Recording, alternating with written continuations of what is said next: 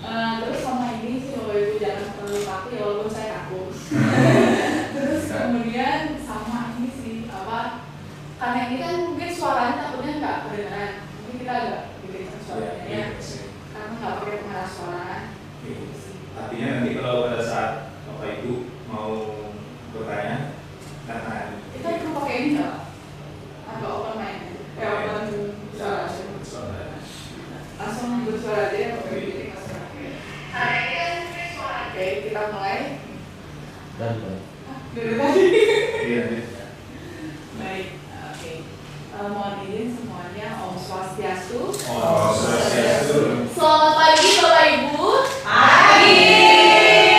Oke, terima kasih banyak untuk Bapak Ibu sekalian sudah hadir pada kesempatan pada hari ini, hari Senin, tanggal 12 Agustus 2024, di mana di sini kami, saya, Ibu Rumai dan Ya, Pak Wesmoliter.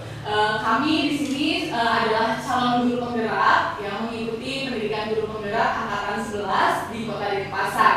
Nah, pada hari ini kami ingin mengimbaskan terkait dengan budaya positif yang saat ini sedang kami pelajari dan ingin kami sampaikan kepada Bapak Ibu yang ada di sini selaku guru dan pegawai di SMA Negeri 5 Denpasar yang merupakan tim kerja kami, sehingga kita bisa sama-sama menumbuhkan lingkungan yang positif dan menumbuhkan budaya positif di sekolah kita yang kita cintai. Nah, tanpa berlama-lama, untuk sebelumnya agar proses kegiatan ini boleh berjalan dengan baik dan lancar, kita akan berdoa. Mohon izin, Bapak Ibu untuk berdiri. Terima kasih Bapak Ibu semuanya. Jadi sebelum memulai kegiatan ini, mari kita sejenak untuk ambil bersama dan dari masing-masing dipersilakan.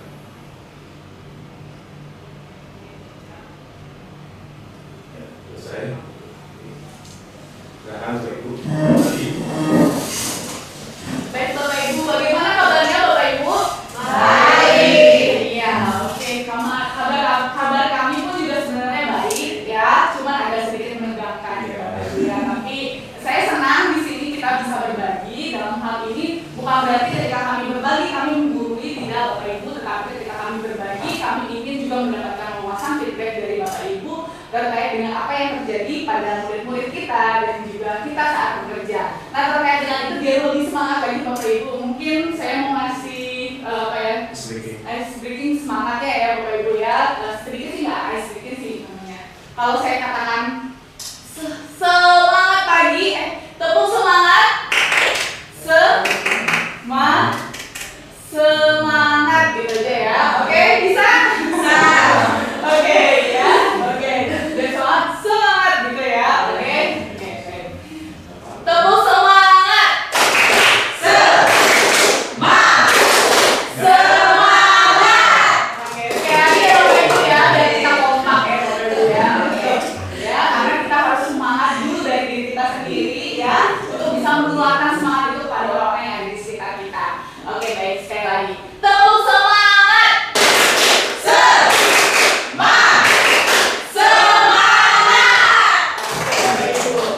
Baik, tanpa berlama-lama kita akan melanjutkan ke bagian yang berikutnya terkait dengan apa sih tujuan kami terkait dengan kegiatan ini. Tapi sebelumnya saya mohon izin untuk menyampaikan agenda. Yang pertama pembukaan, lalu kita tadi berdoa, nanti akan dimulai dengan refleksi awal setelah menyampaikan maksud dan tujuan kegiatan ini. Lalu kami akan menjelaskan terkait dengan eksplorasi konsep budaya positif. Terus kita akan berdiskusi, refleksi apa yang terjadi pada proses pembelajaran di sekolah kita terkait dengan budaya positif dan juga rencana ke depan kira-kira apa sih yang akan kita lakukan untuk menumbuhkan budaya positif di SMA Negeri 5 Denpasar. Dan tadi kita akan berdoa dan menutup. Seperti itu Bapak Ibu agenda kita pada sosialisasi atau diseminasi pada hari ini. Mohon izin Bapak untuk membacakan maksud dan tujuan. Oke, jadi terima kasih. Maksud kegiatan diseminasi yaitu membagikan konsep mengenai budaya positif ya, yang diantaranya yaitu perubahan tadi derajat, disiplin positif, motivasi perilaku manusia, kebutuhan dasar, posisi kontrol restitusi, keyakinan kelas, dan segitiga restitusi. Membagikan pengalaman dan pembelajaran yang sudah diterapkan di kelas terkait konsep budaya positif ya, baik di kelas ataupun di luar lingkungan sekolah kita ya, dan artian di luar lingkungan kelas ya. Nah, tujuan kegiatan diseminasi memahami konsep mengenai budaya positif yang terdiri dari perubahan paradigma belajar, disiplin positif ya, motivasi perilaku manusia, kebutuhan dasar, posisi kontrol, guru, keyakinan kelas, segitiga institusi, dan mengetahui kebutuhan belajar dan lingkungan yang memfasilitasi seluruh individu di sekolah agar dapat meningkatkan kompetisinya secara aman dan nyaman. Merumuskan strategi aksi nyata, nah ini seperti ini ya, ini aksi nyata namanya, yang efektif agar terciptanya budaya positif di lingkungan sekolah, mewujudkan visi sekolah yang berpihak pada murid dan berlandaskan nilai kebajikan yang universal melalui penerapan budaya positif di sekolah. Oke. Jadi di sini ada pertanyaan tematik ya.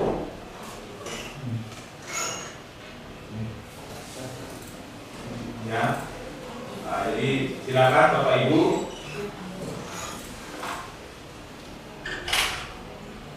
Ada 3 pertanyaan tematik, yaitu setuju atau tidak setuju. Pertama itu, hukuman dapat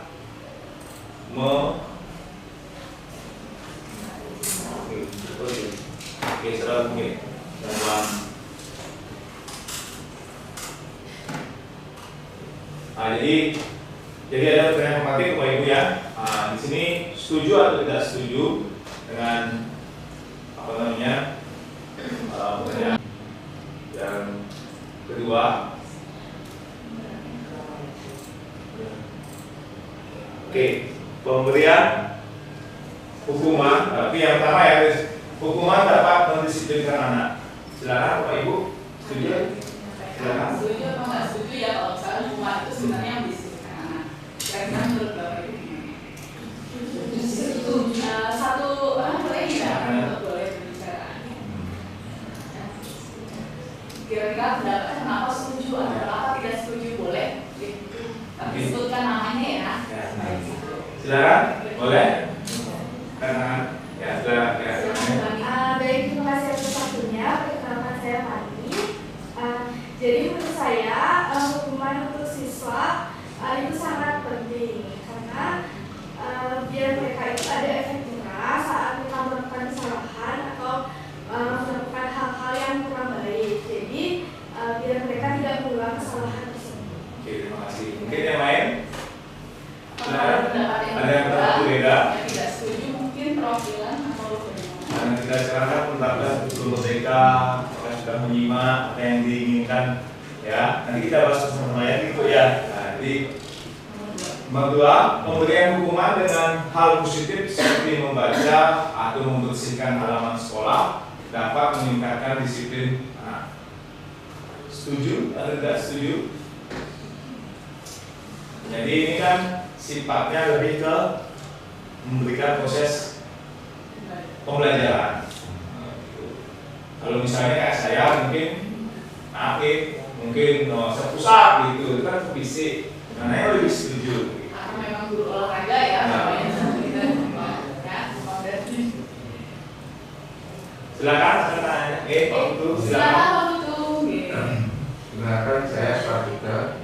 Jadi dengan statement yang kedua, pemberian hukuman dengan hal positif seperti membaca atau membersihkan halaman sekolah dapat meningkatkan disiplin anak.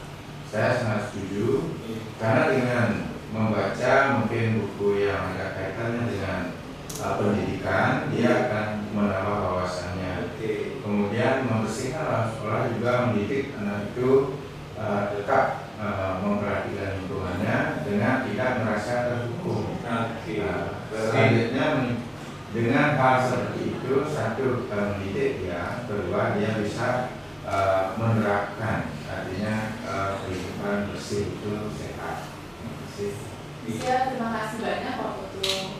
Luar biasa. Kita lanjut jadi Pak Putu setuju Jadi dari memberikan subvensi menggantikan dengan membaca, membersihkan halaman. Jadi anak itu melatih kembali tidak mengambil haknya untuk belajar kan gitu. Nah, yang ketiga, memberi penghargaan dapat meningkatkan motivasi belajar anak. Nah, ini Bapak Ibu setuju atau tidak setuju memberi penghargaan itu dapat meningkatkan motivasi belajar? Silakan Bu Emma mungkin. Mungkin dari Bapak Ibu ada pengalaman ya ketika Bapak Ibu memberikan penghargaan kepada anak, oh ternyata mereka belajarnya jadi semangat nih kayak gitu, jadi termotivasi. Nah mungkin ada boleh berbagi. Silakan. Kalau Bu Sinta, ya silakan. silakan. Terima kasih atas waktunya. Kalau pengalaman pertama saya di sana, pengalaman pribadi saya memberikan penghargaan itu dapat meningkatkan motivasinya itu sangat benar. Contoh kecil, kalau seandainya dalam keseharian itu biasanya saya memberikan penghargaan itu berupa nilai plus. Jadi anak itu merasa oh saya diperhatikan sama ibunya. Jadi nanti untuk pembelajaran selanjutnya anak itu bakal lebih aku mau lagi dia jawab dapat nilai plus. Itu biasanya nilai plus. Ya lebih ke nilai ya penghargaan. Oke, baik. Ada lagi Bu Emma mungkin silakan keluarkan pendapatnya. Ya. Boleh kok Bapak Ibu, Ya. silakan. Silakan Bu April. Biar dapat gambaran aja sih. Silakan yang dari kita. Baik, terima kasih atas waktunya. Memberi penghargaan itu sih sangat penting ya, karena biar lebih siswanya itu biar lebih semangat, biar lebih termotivasi. Jadi atas dasar itu akhirnya bisa membuka semangat anak ya. Oke, terima kasih banyak ya Bu April. Oke, kita lanjutkan Bapak Ibu, nanti kita akan bahas terkait dengan ini apakah ini sebenarnya sudah selaras ya dengan filosofi pendidikan belajar mengantar. Oke. Baik Bapak Ibu, tadi saya sudah sampaikan terkait dengan konsep budaya positif itu diawali dari perubahan paradigma belajar dulu ya. Lalu kemudian nanti kita akan membangun disiplin positif karena disiplin sama disiplin positif itu ternyata berbeda. Motivasi perilaku manusia, terus kemudian kebutuhan dasar yang membuat anak itu bisa berperilaku, bahkan kita sendiri melakukan sesuatu itu ternyata ada kebutuhan dibalik dari atau alasan dibalik dari perilaku tersebut. Alasan itu adalah kebutuhan yang tidak terpenuhi. Ya, oke. Posisi kontrol restitusi keyakinan kelas dan juga segitiga restitusi apa itu? Mari kita belajar bareng. Silakan Bapak mungkin mau menjelaskan terkait dengan ini. Oke, jadi perubahan paradigma kegiatan kepalaan tangan ya. Ada Coba ini ceritanya ya boleh? Ya, boleh. Oke. Mungkin saya kasih ke silakan. dia terpasang-pasangannya. Jadi lebih bagus. Layu, nomor,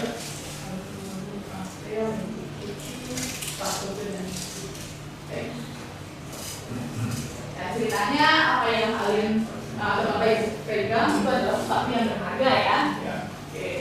Jadi kita mau coba untuk melihat ya kegiatan kepalaan tangan ya. Jadi di sini Bapak Ibu berpasang-pasangan ya. Yang memegang kertas tadi sesuatu yang sangat berharga itu silakan diletakkan di salah satu tangan Bapak Ibu. Kemudian Bapak Ibu boleh pegang erat-erat ya, maksudnya sekuat tenaga Bapak Ibu. Lalu kemudian temannya kira-kira apakah bisa mengambil sesuatu yang berharga dari Bapak Ibu. Silakan dicoba dulu dengan cara mungkin membujuk atau mengancam atau merayu ya. Silakan. Pertama coba membujuk dulu.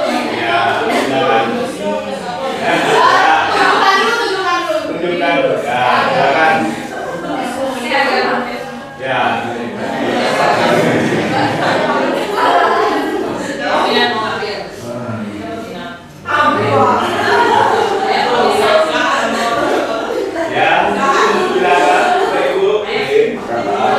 Lanjut mungkin yang berikutnya mengancam atau selanjutnya.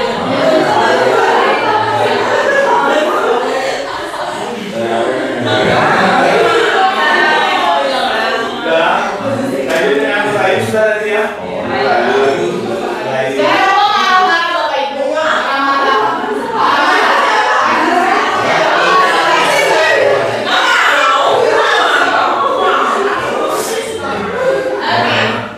Baik, Bapak Ibu, kira-kira dari kegiatan ini tuh maksudnya apa sih? Kenapa saya minta Bapak Ibu atau ini yang memegang kertas yang berharga ini ya seolah-olah sesuatu benda yang berharga terus kemudian di kepala dipegang erat-erat, tapi ketika ada temannya untuk membujuk, merayu dan lain sebagainya, kira-kira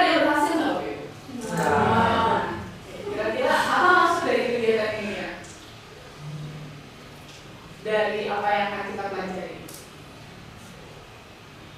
Ya, oke, Kiki, terima kasih. Di sini untuk menjawab, perkenalkan saya namanya Kiki. Jadi di sini untuk menurut saya itu dimana perubahan itu nanti itu harus kita pertahankan. Jangan sampai istilahnya kalau seandainya pertahanan kita ada goyah, gimana untuk mempertahankan itu ke depannya. Kalau perubahan-perubahan kita sekian. Oke, baik, terima kasih. Tepuk tangan dulu dong. Oke, boleh ada lagi kira-kira ada apa maksud lain dari peristiwa ataupun kegiatan kita pada hari ini terkait dengan kegiatan kepala kanan tadi? Kira-kira apa sih? Kenapa Bapak Ibu tidak mau memberikannya? Atau ada yang mau akhirnya mau melepaskannya dan lain sebagainya, kira-kira dengan atas dasar apa ya? Boleh malah Bapak, silakan. Oke, kalau menurut perkenalkan nama saya Mbak Mawati. Jadi menurut saya dari kertas itu yang dimana kita ketahui setiap orang akan memiliki yang namanya kedisiplinan diri. Ya, kalau misalnya kita memiliki suatu barang, bagaimana cara kita menjaga? Mungkin saya memiliki barang itu tidak mau memberikan teman saya karena saya itu menjaga dengan baik barang itu, sehingga saya tidak mau memberikan barang itu ke teman saya. Mungkin seperti itu sih menurut saya. Arti kedisiplinan sih. Kedisiplinan itu Kedisiplinan diri. Oke, baik. Pendirian. Oke, jadi menjaga pendirian, lalu kemudian dari pendirian itulah sebenarnya kita terlihat disiplinnya itu dari diri sendiri itu ya. Oke, baik. Coba kita lihat next dulu ya. Oke, jadi perubahan paradigma yang tadi yang kita lakukan itu sebenarnya ada kaitannya dengan teori pilihan, Bapak Ibu. Ya, jadi segala sesuatu itu ada pilihan di dalam hidup kita, ya. Dimana di sini dikatakan ilusi kontrol itu artinya ilusi bahwa guru lah yang sebenarnya mengontrol murid. Padahal sebenarnya mengontrol murid itu adalah dirinya sendiri, Bapak Ibu. Jadi kita seolah-olah berkuasa. Nah, bukan sebenarnya memang kita adalah pemimpin pembelajaran ya Bapak Ibu ya, pemimpin di dalam kelas gitu ya. Tapi sebenarnya yang bisa mengontrol anak itu adalah anak itu sendiri. Itu cara yang paling mudah adalah ketika dia bisa mengontrol dirinya sendiri sehingga kita bisa selaras dengan apa yang sesuai dengan proses pendidikan. Kemudian yang kedua, ilusi bahwa kritik dan membuat orang merasa bersalah dapat menularkan karakter. Kadang kita berpikir bahwa ketika kita mengancam, terus kemudian kita memaksa ini memberikan hukuman pada anak kita, itu tujuannya adalah untuk menguatkan karakter mereka, untuk mereka boleh jerah tadi yang disampaikan Bu Pani ya. Tetapi ternyata dari sini kita sadar bahwa sebenarnya hal yang terpenting itu adalah menumbuhkan motivasi intrinsik anak itu sendiri. Nah, sehingga akhirnya tumbuhlah karakter yang kuat itu sendiri. Jadi kita nggak bisa yang namanya, bahkan kita sendiri mungkin kalau kritiknya terlalu pedas ya, tetapi tidak bersifat membangun contoh ya, oke, itu mungkin kita merasa kecewa. Nah, ini kita mau supaya kita membangun hubungan yang baik dengan anak murid dengan tujuan bahwa kita harus tahu apa sih dasarnya dia melakukan hal yang demikian. Oke, kita lanjutkan nanti itu akan dibahas lebih lanjut di bidang berikutnya ya. Oke, ilusi bahwa semua pengeluaran positif efektif dan bermanfaat. Ya, karena kita merasa bahwa ketika kita memberikan penguatan positif, memberikan penghargaan kepada anak, bujuk ya, tadinya bujuk temannya ya, nanti aku kasih tukeran deh sama ini gitu ya, contohnya ya. Oke, itu ternyata bermanfaat. Tapi gimana kalau suatu waktu nggak ada kita, nggak ada penghargaan itu, gitu? Apakah anak itu tetap disiplin? Nah, oke, jangan sampai malah dia tergantung sama kita. Oke, tergantung sama penghargaan. Atau dia hanya peduli dengan kita, dengan guru lain tidak menghargai. Ya, jadi sikapnya berbeda antara satu guru dengan guru yang lain. Nah, terus kemudian ilusi bahwa orang dewasa memiliki hak untuk memaksa. Ya tadi yang dikatakan ya kan, karena mungkin usianya lebih tua, jadi punya hak untuk yang melakukannya penekanan. Itu tadi ilusi dari perubahan paradigma. Jadi ternyata teori pilihan itu sebenarnya yang paling yang kita ketahui adalah yang bisa mengontrol diri sendiri itu adalah diri kita sendiri.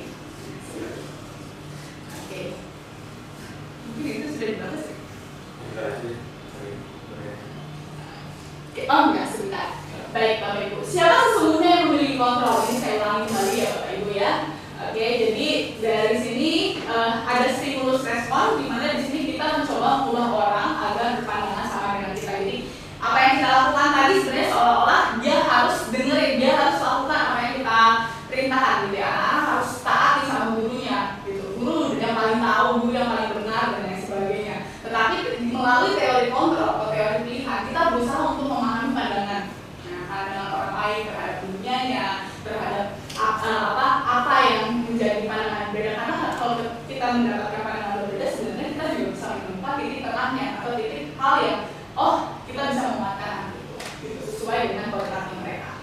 Sama seperti yang kita pelajari di Gombel terkait dengan filosofi pendidikan yang dimana Ki Hajar Dewantara menyatakan bahwa pendidikan itu adalah harus berpusat pada murid. Terus benar yang sesuai dengan kodrat anak itu sendiri. Benar Pak. Terus kemudian kedua, perilaku buruk dilihat sebagai suatu kesalahan. Itu stimulus dan responnya. Ya, padahal sebenarnya kita tahu bahwa melalui teori kontrol atau pilihan itu semua perilaku itu pasti ada tujuannya. Kenapa dia melakukan itu pasti ada alasannya, ada maksudnya, ada tujuannya. Nah, terus kemudian jadi nggak selalu kita jadi jangan sampai kita malah mikir bahwa dia salah masalah itu gitu. Jangan-jangan memang ada latar belakang masalah gitu. Oke, lanjut ya. Orang lain bisa mengontrol saya. Nah, jadi ini seolah-olah bahwa orang lain lah yang mengontrol diri kita. Ya, padahal kita sendiri yang mengontrol. Ya. Hanya kita yang bisa mengontrol diri kita sendiri. Terus kemudian saya bisa mengontrol orang lain itu juga salah, Bapak Ibu ya. Kita nggak bisa mengontrol orang lain. Ya, karena setiap orang berhak atas dirinya sendiri.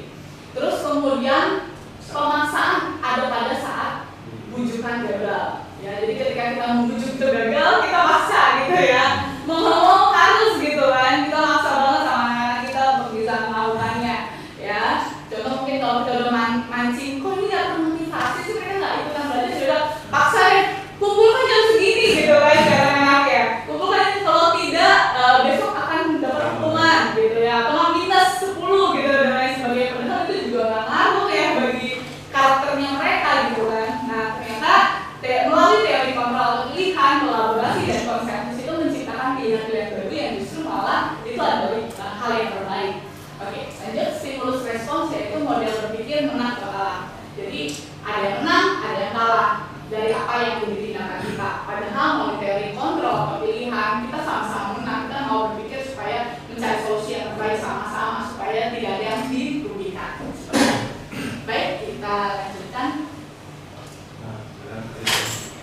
Oke, supaya ini Pak yang selanjutnya, tapi izin saya menyampaikan bahwa tadi melalui teori kontrol ini yang mohon izin di sini ada Bu Silvi baru hadir, boleh silakan coba saya mengajar.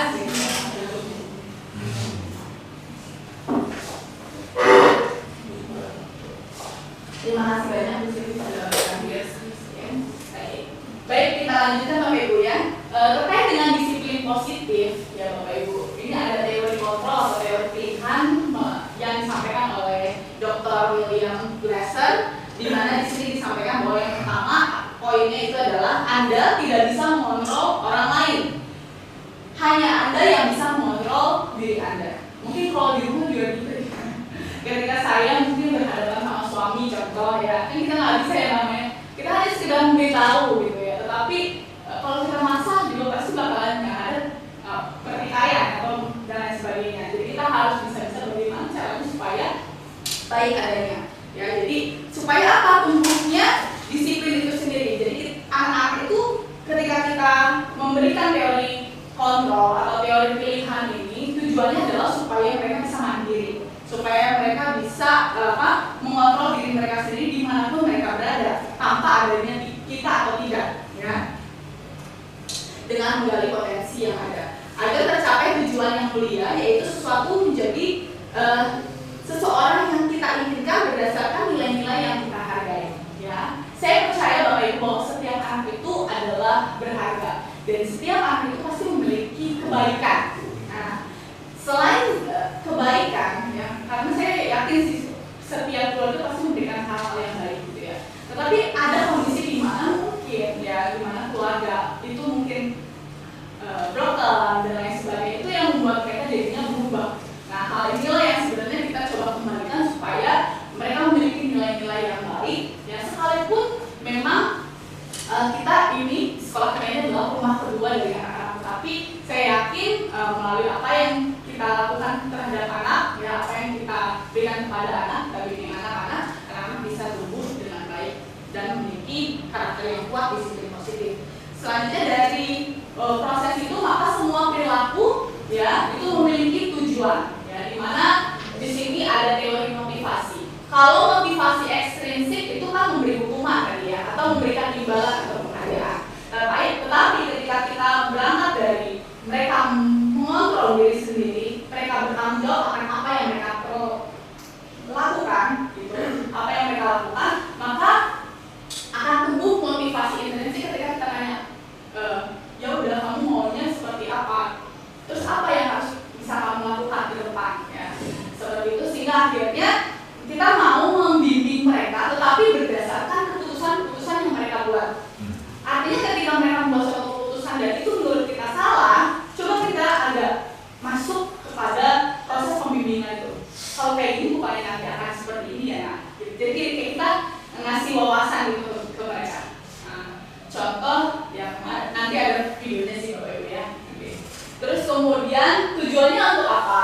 Ya ketika tumbuh motivasi intrinsik dari anak itu sendiri untuk mengontrol dirinya sendiri dengan baik, itu mereka akan lebih menghargai dirinya mereka sendiri dan tumbuhan nilai-nilai kebajikan universal di mana di sini kita pelajari terkait dengan profil belajar Pancasila ya Bapak Ibu ya, kayak beriman, bertakwa, berakhlak mulia pada sesama dan lingkungan, dan juga mandiri, kreatif, inovatif, dan juga bergotong royong, berkebinekaan global. Nah dalam hal inilah maka kita lanjut bahwa di teori kontrol atau teori pilihan bahwa tadi dikatakan bahwa model berpikir ini adalah tujuannya untuk sama-sama menang di kedua pihak ya, dan juga melakukan kolaborasi menciptakan pilihan-pilihan yang baru. Jadi harus ditemukan kamu maunya bagaimana. Oke, sekarang kita bimbing. Berarti nilai-nilai apa yang harus ditumbuhkan dalam diri kamu? Ya mungkin saya nggak disiplin Bu, karena saya terlambat terus selama ini Bu, nggak ada yang mengingatkan saya. Bimbing dia untuk ya udah akhirnya kita bikin alarm, Ibu ingatkan kamu ya. Mungkin di awal tuh capek pasti, karena kita akan ngurus satu anak di rumah aja mungkin agak repot gitu ya. Ditambah lagi satu anak yang di sekolah gitu. Tapi balik lagi Bapak Ibu bahwa dalam hal ini ya tadi dikatakan pada kemarin waktu kombel bahwa yang namanya proses pembelajaran ada di sini. Silakan Bu Sinta. Bu Sinta boleh duduk di sini.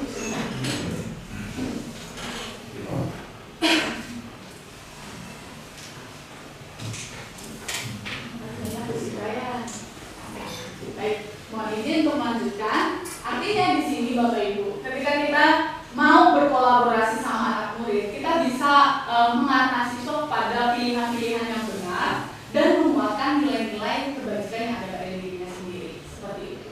Jadi tidak langsung menuduh, tidak langsung marah, tidak langsung mengecam gitu ya, tapi ada tumbuhnya nilai-nilai tersebut. Lanjut lagi, terakhir mohon maaf saya tidak bisa menanya. Realitas atau kebutuhan kita berbeda, kita berusaha memahami pandangan orang lain tentang dunia. Setiap orang memiliki gambaran yang berbeda. Ya Bapak Ibu ya. Tadi saya sampaikan bahwa di sini nanti akan kita bahas terkait dengan 5 kebutuhan dasar manusia, di mana ketika seorang itu melakukan kehidupan di dunia, sebenarnya ada 5 kebutuhan. Yang pertama itu kebutuhan untuk bertahan hidup, kemudian penguasaan, kasih sayang dan rasa diterima, ya, kemudian kesenangan dan kebebasan. Nanti kita akan berbagi praktik yang ada di kelas. Ya. Mohon izin untuk selanjutnya Pak Dieter. Oke, terima kasih. Jadi apakah makna disiplin? Nah, ini berasal dari bahasa Latin ya, disiplina yang artinya belajar. Ya, makna asal dari kata ini berkonotasi dengan disiplin diri dari murid-murid Sokrates dan Plato ya. Nah, disiplin diri membuat orang menggali potensinya menuju sebuah tujuan apa yang dia hargai.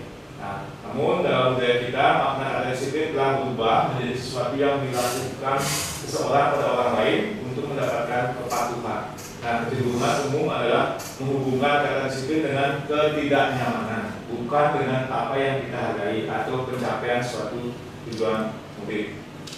Ya, tujuan mulia ya. Jadi disiplin. Jadi kesannya itu murid itu terpaksa ya, bukan dari dalam dirinya gitu. Nah, mungkin yang diinginkan adalah dari dalam dirinya sehingga terwujud bukan kalah menang. Yang tujuannya adalah sama-sama menang, menemukan solusi dan memperbaiki suasana saat ini. Ya, jadi seperti itu yang diharapkan. Jadi kita tidak terjebak lagi. Ya, ada tadi ya, berlanjut posisi kontrol yang diharapkan itu ada 5 ya. Jadi kita lihat. Oke. Nah, nilai-nilai kebajikan universal. Jadi nilai kebajikan universal adalah sifat-sifat positif manusia yang merupakan tujuan mulia yang ingin dicapai setiap individu ya. Nilai tersebut bersifat universal ya dan lintas bahasa, suku, bangsa, agama maupun latar belakang. Nah, setiap perilaku atau perbuatan memiliki suatu tujuan. Ya, ini dapat dari Dr. William Besser pada teori kontrol 1994.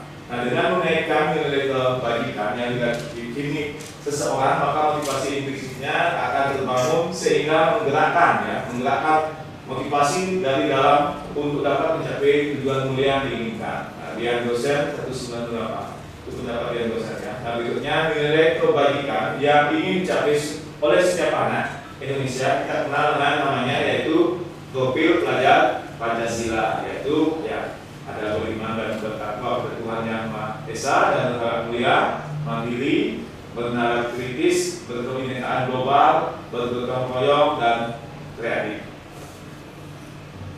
Oke, konsep pembelajaran 2.2, teori, motivasi, hukuman dan penghargaan ataupun restitusi. Nah, ini perhatikan untuk teori motivasi terhadap manusia. Pertama itu untuk menghindari ketidaknyamanan atau hukuman apa yang akan terjadi apabila saya tidak melakukannya. Nah itu berarti kan motivasi apa? Eksternal ya. Nah, jadi misalnya saya nih, misalnya murid nih, silakan anak datang lebih awal, nanti bapak kasih, yang gitu ya. Misalnya ya nama gue gitu kan, nah itu kan berarti dia melihat apa? Karena ada motivasi ya kan, dia mau datang mengenai sedangkan dia tidak dapat dihukum jadi kan, dan dia juga melihat adanya motivasi eksternal kan, adanya dari luar juga kan gitu ya. Nah jadi yang berikutnya untuk mendapatkan imbalan dari orang lain atau institusi apa yang akan saya dapatkan apabila saya melakukannya. Oh ini langsung ya motivasi eksternal ya. Jadi sudah keduanya saya sampaikan. Jadi seperti tadi ya, kalau saya misalnya disiplin ini lebih awal nih, teman nggak datang, saya datang lebih awal, apa yang saya dapatkan dari guru saya kayak tadi kan? Mungkin ada yang nilai, ada yang ngasih coklat, ada yang ngasih perhatian lebih kan gitu ya. Nah jadi nah itu juga ada plus minusnya gitu ya. Nah, jadi mungkin kita lihat sering ya, kita di lapangan, sama guru dia asik sekali, sama kita kok dia peduli. Nah itu motivasinya kan motivasi eksternal kan. Nah dan situ mungkin ada peran yang dimainkan mungkin dari 50 guru ya, mungkin dia memainkan peran sebagai teman, pemantau, penghukum gitu. Nah kita diharapkan nanti sebagai pendidik ini memainkan peran manager ya, manager. Ya, oke lanjut ya. Nah untuk menghargai diri sendiri, saya akan menjadi orang yang seperti apa bila saya melakukannya. Nah ini, jadi dia bertanya pada dirinya ya, untuk menghargai diri sendiri, saya akan jadi orang yang seperti apa apabila saya melakukannya. Nah ini motivasi internalis sangat diharapkan ya dimiliki oleh semua peserta didik kita. Jadi tidak ada dengan siapapun nanti efeknya dengan Dayu, Pak Sotika, kalau dia sudah memang disiplinnya dari dalam diri, ya maaf ya pada atas kita bisa lihat nih, dia padahal saya ketemunya jarang, tapi dalam dirinya sudah disiplin, otomatis terkait begini, sosial Pak. Nah saya terkesima, berarti MPLS kita berhasil ya Bu ya. Nah ini yang saya rasakan. Nah dan saya juga merasakan beberapa yang mungkin kelas 12 dengan beberapa guru dia asik sekali bla. Tapi kita mau minta tolong, ya bekerjasama, berkolaborasi, ada aja alasannya, ada aja. Itu yang saya lihat fakta. Nah gimana caranya kita nanti sebagai seorang pendidik, baik itu bapak ibu guru dan pegawai semuanya, sama-sama lah mendidik anak-anak ini supaya memang motivasi internalnya itu yang lebih ditonjolkan. Oke, terima kasih. Nah jadi, ini ya tujuannya itu dari pendidikan yang dikonsep oleh tokoh tokoh pendidikan kita, yaitu Kiai Dewantara ya. Cerita sedikit, beliau pada zaman penjajahan ini sangat getol gimana caranya pendidikan Indonesia ini berdikari ya, berdiri di bawah kaki sendiri seperti itu. Sampai kita lihat sejarahnya, sampai diasingkan, dihukum seperti itu, tapi dia dengan semangat mendirikan terobosan-terobosan ya, yaitu seperti mendirikan sekolah taman siswa ya, sekolah taman siswa mendiri. Nah ini luar biasa. Jadi merdeka itu artinya tidak hanya terlepas dari perintah, akan tetapi juga cakap buat memerintah diri sendiri. Nah itu seperti yang saya sampaikan tadi, dia merdeka dalam dirinya. Bapak dia ada dia nggak takut ditangkap oleh Belanda, diasingkan. Nah di tempat pengasingan itu ternyata beliau bukan menganggap itu masalah ya, tetapi tempat pengasingan itu menjadi emas buat beliau. Di sana beliau belajar menyerap ilmu. Nah begitu beliau kembali, beliau mengimbaskan, membuat aksi nyata seperti sekarang ini ya, membagikan ilmunya kepada generasi kita dengan mendirikan sekolah taman siswa itu. Ya, makanya apa namanya merdeka dan motivasi itu harus datang dari dalam diri. Ya, jadi sehingga bisa kita berkreativitas. Nah, kalau di sekolah kita nanti, nah tentu kita bisa mencontohi kepala sekolah juga ya. Jadi beliau contoh kayak sampah kan beliau melihat 2,5 hektar ini yang banyak dihasilkan sampah, dan selalu ya kita di SMA 5 itu maaf sekali dalam bulan saya mendampingi selalu kita bermasalah dengan sampah dulu. Akhirnya beliau berpikiran apa? Ternyata maaf Bapak Ibu, konsepnya harus Bapak Ibu sama-sama ya berubah. Setiap permasalahan itu adalah sebagai apa? Rezeki, ya rezeki bagi kita. Contoh terbukti yang dilakukan oleh pimpinan kita Ibu kepala sekolah ya, itu kalau bilangnya beliau menjadi emas sampah. Nah melalui sampah yang ada itu kita terlatih berkolaborasi, terlatih untuk mendapatkan ilmu-ilmu, dan baik siswa kita ataupun pegawai semua berkolaborasi, dan ada produk juga yang dihasilkan. Produknya bisa digunakan untuk sendiri, dijual, terbukti ya anak OSIS sudah menjualnya, ya menjualnya, dan ada apa namanya income yang didapatkan, dan ada ilmu juga. Ilmu apa? Ilmu marketing juga kan, anak-anak otomatis kan harus belajar memasarkan gitu kan.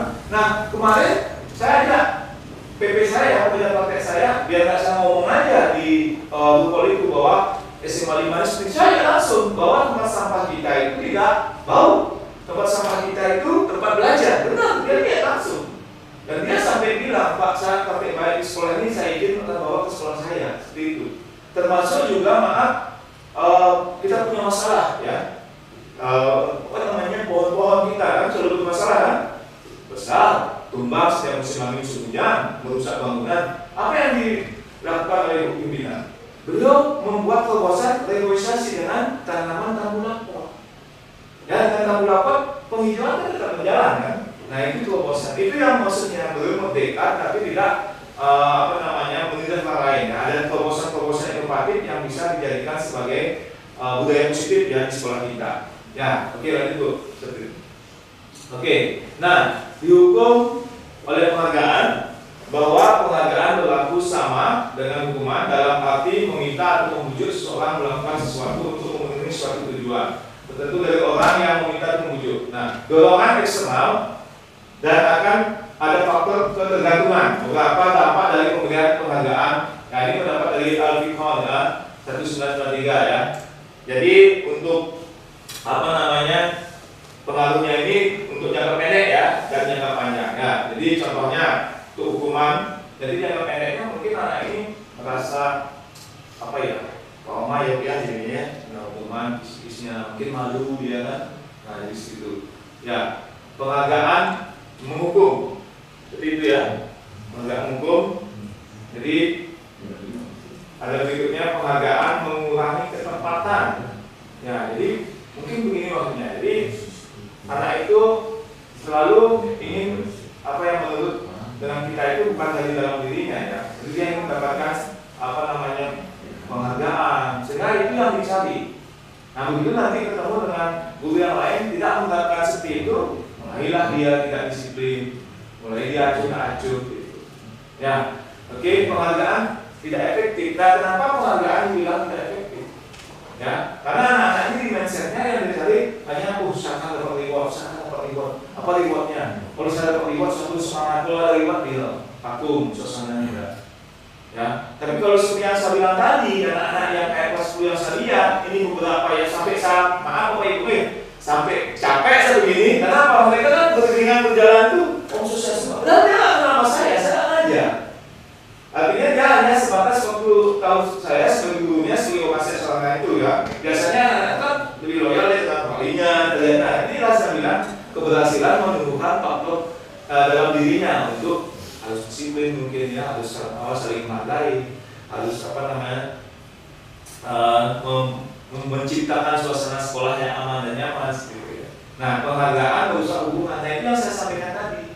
Ya, begitu saya bisa memberikan dia penghargaan, dia senang sama saya. Ataupun contoh nih, hasil terjadi ya, kenyataan ini yang terjadi. Dulu ya OSIS, dia membuatkan kegiatan yang misalnya udah artis nih. Kita fasilitasi dulu, berhasil kan? Berhasil. Wih, luar biasa kita dijunjung. Ya, dijunjung, wih, Bapak dipukuli, kita. Nah, begitu dia mau membuat lebih lagi, tidak berhasil, kita dimusuhi. Wah, pembina OSISnya nggak perlu sama kita. Seperti itu. Itu yang terjadi. Ya, itu bahayanya penghargaan. Ya, jadi dia sudah merasa tergantungan ya, merasa nyaman. Nah, sampai nanti biar ini seperti yang saya sampaikan, anak dengan guru A baru dia bilang bagus, dengan guru B itu pendapatnya. Sampai nanti maaf sekali, jangan sampai nanti anak didik itu membuat suatu statement yang tidak baik untuk kita sebagai orang tuanya. Ya, nah itu kita sama-sama intinya untuk ke depan kemarin kita bawa selama ini seperti itu. Kita komit untuk berkolaborasi menjadi tim yang sulit untuk memberikan pendidikan dan menuntut anak kita yang dititipkan ya, yang dipercayakan sekolah kita ya, karena mereka sudah mempunyai kotor alamnya dan kotor zaman seperti ini ya. Dia situasi sekarang ini Bapak Ibu kan sudah berbeda dengan kita dulu ya, maaf dulu kan mungkin aja kita mainnya manual ya, benar kan? Terus sekarang coba lihat anak-anak kita kasihkan mainnya apa, teknologi kan? Nah gimana cara kita itu nanti ya untuk memberikan pemahaman kepada mereka. Yang misalnya pada saat Bapak Ibu mengajar nanti mereka bermain, asik. Kalau Bapak Ibu langsung misalnya tegur, kasih ya tuntunan depan teman-teman. Nah itu di situ nanti perlu strategi. Ya supaya nanti Bapak Ibu nggak terjebak juga dalam artian terjadi permusuhan. Ya ataupun tadi ada yang menang, ada yang kalah. Jadi solusinya adalah menang dan suasana menjadi lebih kondusif. Oke. Ya. Oke, Ustaz. Oke, baik Bu. Sekarang kita lanjutkan ke bagian ini. Coba Bapak Ibu kita sama-sama membahas ya. Ini ada beberapa tindakan dulu. Kira-kira menurut Bapak Ibu, apakah ini termasuk hukuman atau konsekuensi? Yang pertama saya bacakan. Mencatat 100 kali di dalam buku kalimat, saya tidak akan terlambat lagi karena terlambat ke sekolah ya. Jadi dia nulis lagi, saya tidak akan terlambat lagi sebanyak 100 kali ya. Itu menurut Bapak Ibu hukuman atau konsekuensi? Silakan, sekarang ngomong lagi apa? Siapa? Menurut Bapak Ibu hukuman atau konsekuensi? Hukuman ya. Boleh salah satu guru berpendapat kenapa hukuman?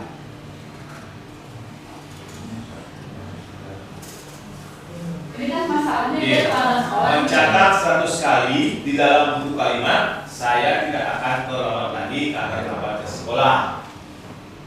Ada, Ibu?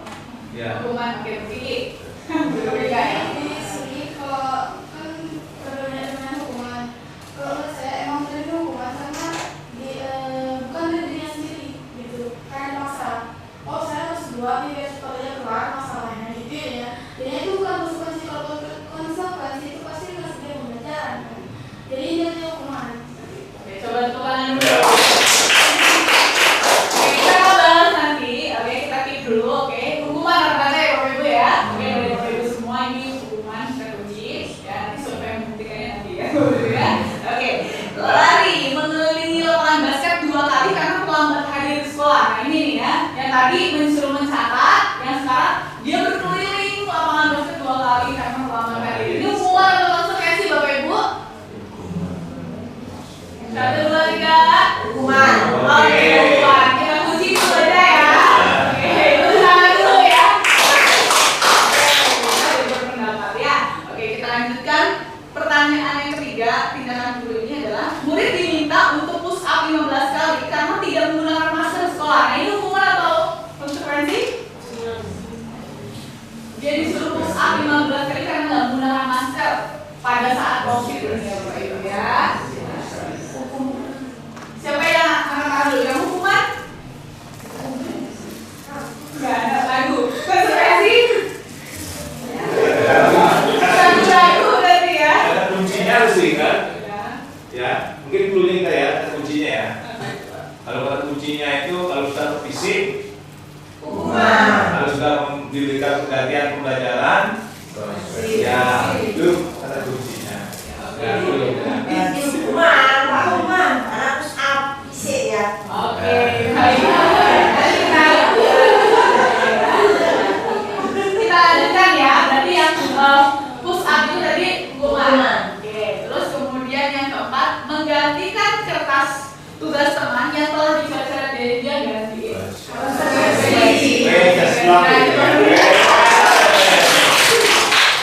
Nanti kita bahas ya. Kemudian selanjutnya membersihkan kuman air di meja tulis karena tersenggol pada saat belajar. Oke, lanjut lagi ya. Murid disuruh untuk mengenakan sepatu seharian di sekolah karena tidak mengenakan sepatu hitam. Oh, maksudnya untuk melepas ya? Nah, oke. Murid disuruh melepas sepatu soalnya dia salah pakai warna sepatu yang berbeda ya dari seharusnya. Kira-kira hukuman atau konsekuensi? Hukuman. Ada yang bilang hukuman, ada yang bilang konsekuensi, masih bingung ya Bapak Ibu ya. Dia melepas nih berhari-hari nggak pakai sepatu di sekolah. Sian nggak sih? Nah, apa aja kena itu. Oke, kita lanjutkan ya, karena nanti tadi sebenarnya satu sudah disampaikan ya. Pak Yan seperti itu ya. Sementara saya masih keep dulu ya. Oke, kita lanjutkan.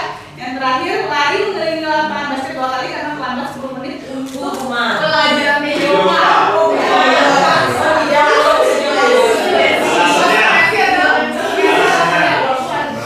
Karena terpaksa dalam pembelajaran. Iya. Oke, baik.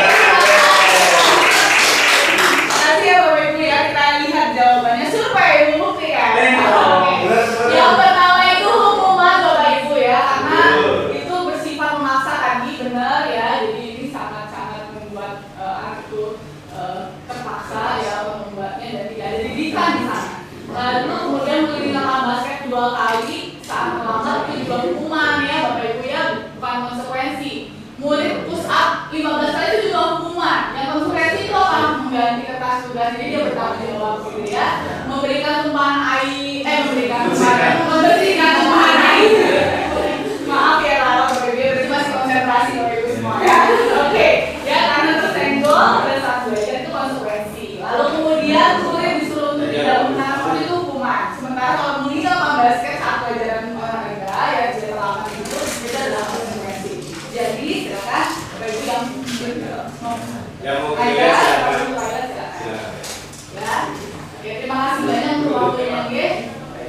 Oke, nah kita lanjutkan Bapak Ibu terkait dengan ini berarti kita sudah bisa membedakan bahwa hukuman itu bersifat memaksa dan tidak ada unsur pembelajaran di dalamnya. Ya. Sementara kalau konsekuensi itu adalah sesuatu yang membuat dia untuk bertanggung jawab, walaupun ini sebenarnya adalah hal yang masih bersifat ekstrinsik ya. Jadi hal yang bersifat karena kesepakatan mungkin yang pernah dilakukan, nah itu adalah konsekuensi. Ya, tapi ini bersifatnya ekstrinsik, belum tumbuh dari dalam diri mereka. Ya, karena ini adalah kesepakatan bersama di kelas contohnya kayak gitu ya, sehingga akhirnya ketika dia melanggar, dia harus melakukan konsekuensi seperti itu. Ya, Bapak Ibu ya, karena ada teori lagi yang benar-benar tulus mulia dan luar biasa itu ada salah satu yaitu namanya restitusi. Oke, jadi ini perbedaan saya sudah bacakan. Oke, kita lanjutkan ya, berarti hukuman itu lebih ke menyakiti ya, sementara konsekuensi itu adalah sesuatu yang yang harus terjadi karena memang sudah menjadi kesepakatan ya. Tadi kalau hukuman itu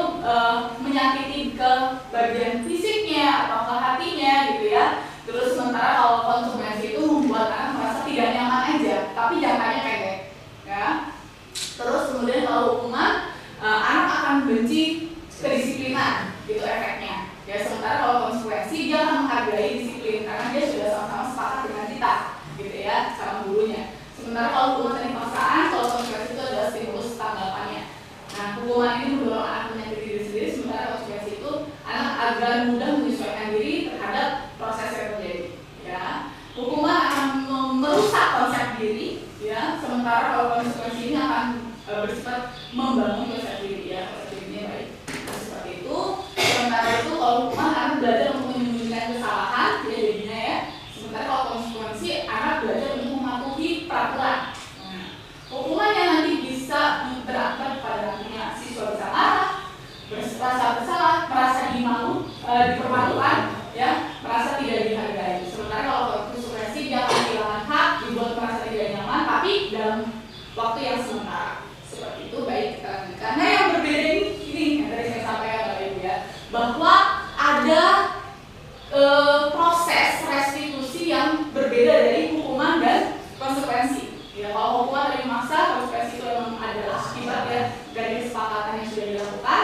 Kalau restitusi ini adalah proses untuk menciptakan kondisi bagi murid untuk memperbaiki kesalahan mereka, ya, sehingga mereka bisa kembali kepada kelompok mereka dengan karakter yang lebih kuat.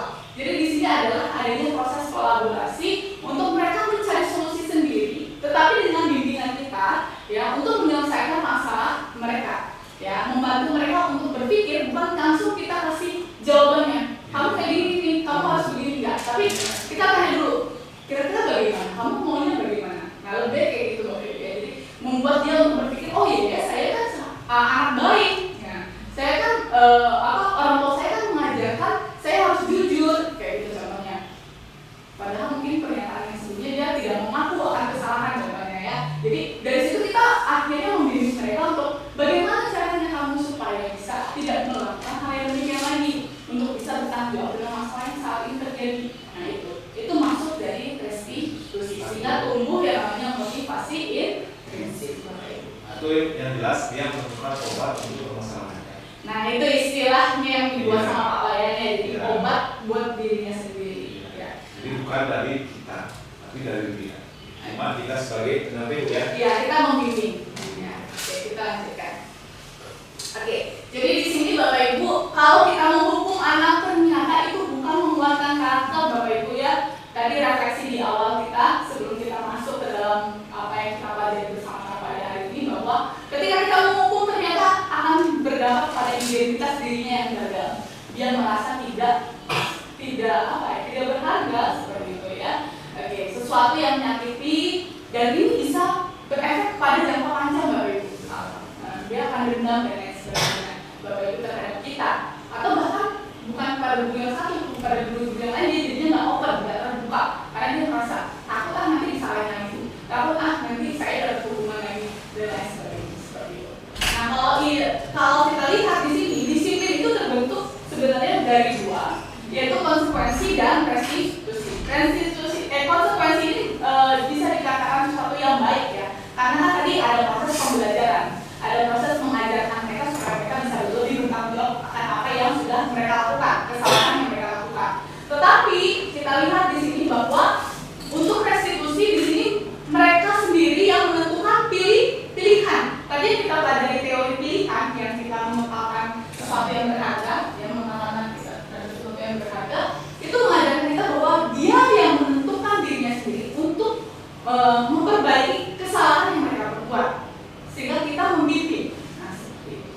Kita mengarahkan dia untuk bisa melakukan yang terbaik bagi dirinya dan kembali kepada kelompok. Kembali kepada kelompok itu maksudnya apa? Kembali kepada keyakinannya dia, nilai-nilai kebajikannya. Nilai-nilai kebajikan ini yang ada pada kita, diri kita sendiri, bahkan universal, ya, seperti misalnya toleransi, saling menghargai, ya, saling menghormati, ya, seperti itu, keadilan, ya, dan lain sebagainya. Banyak Bapak Ibu, ya, teorinya nggak cuma profil pelajaran Pancasila, ada IGIKO, ada 9 pilar karakter dan lain sebagainya. Nah, semuanya itu pastinya dimanapun kita berada ada nilai-nilai kebajikan. Itulah maksudnya nilai kebajikan universal.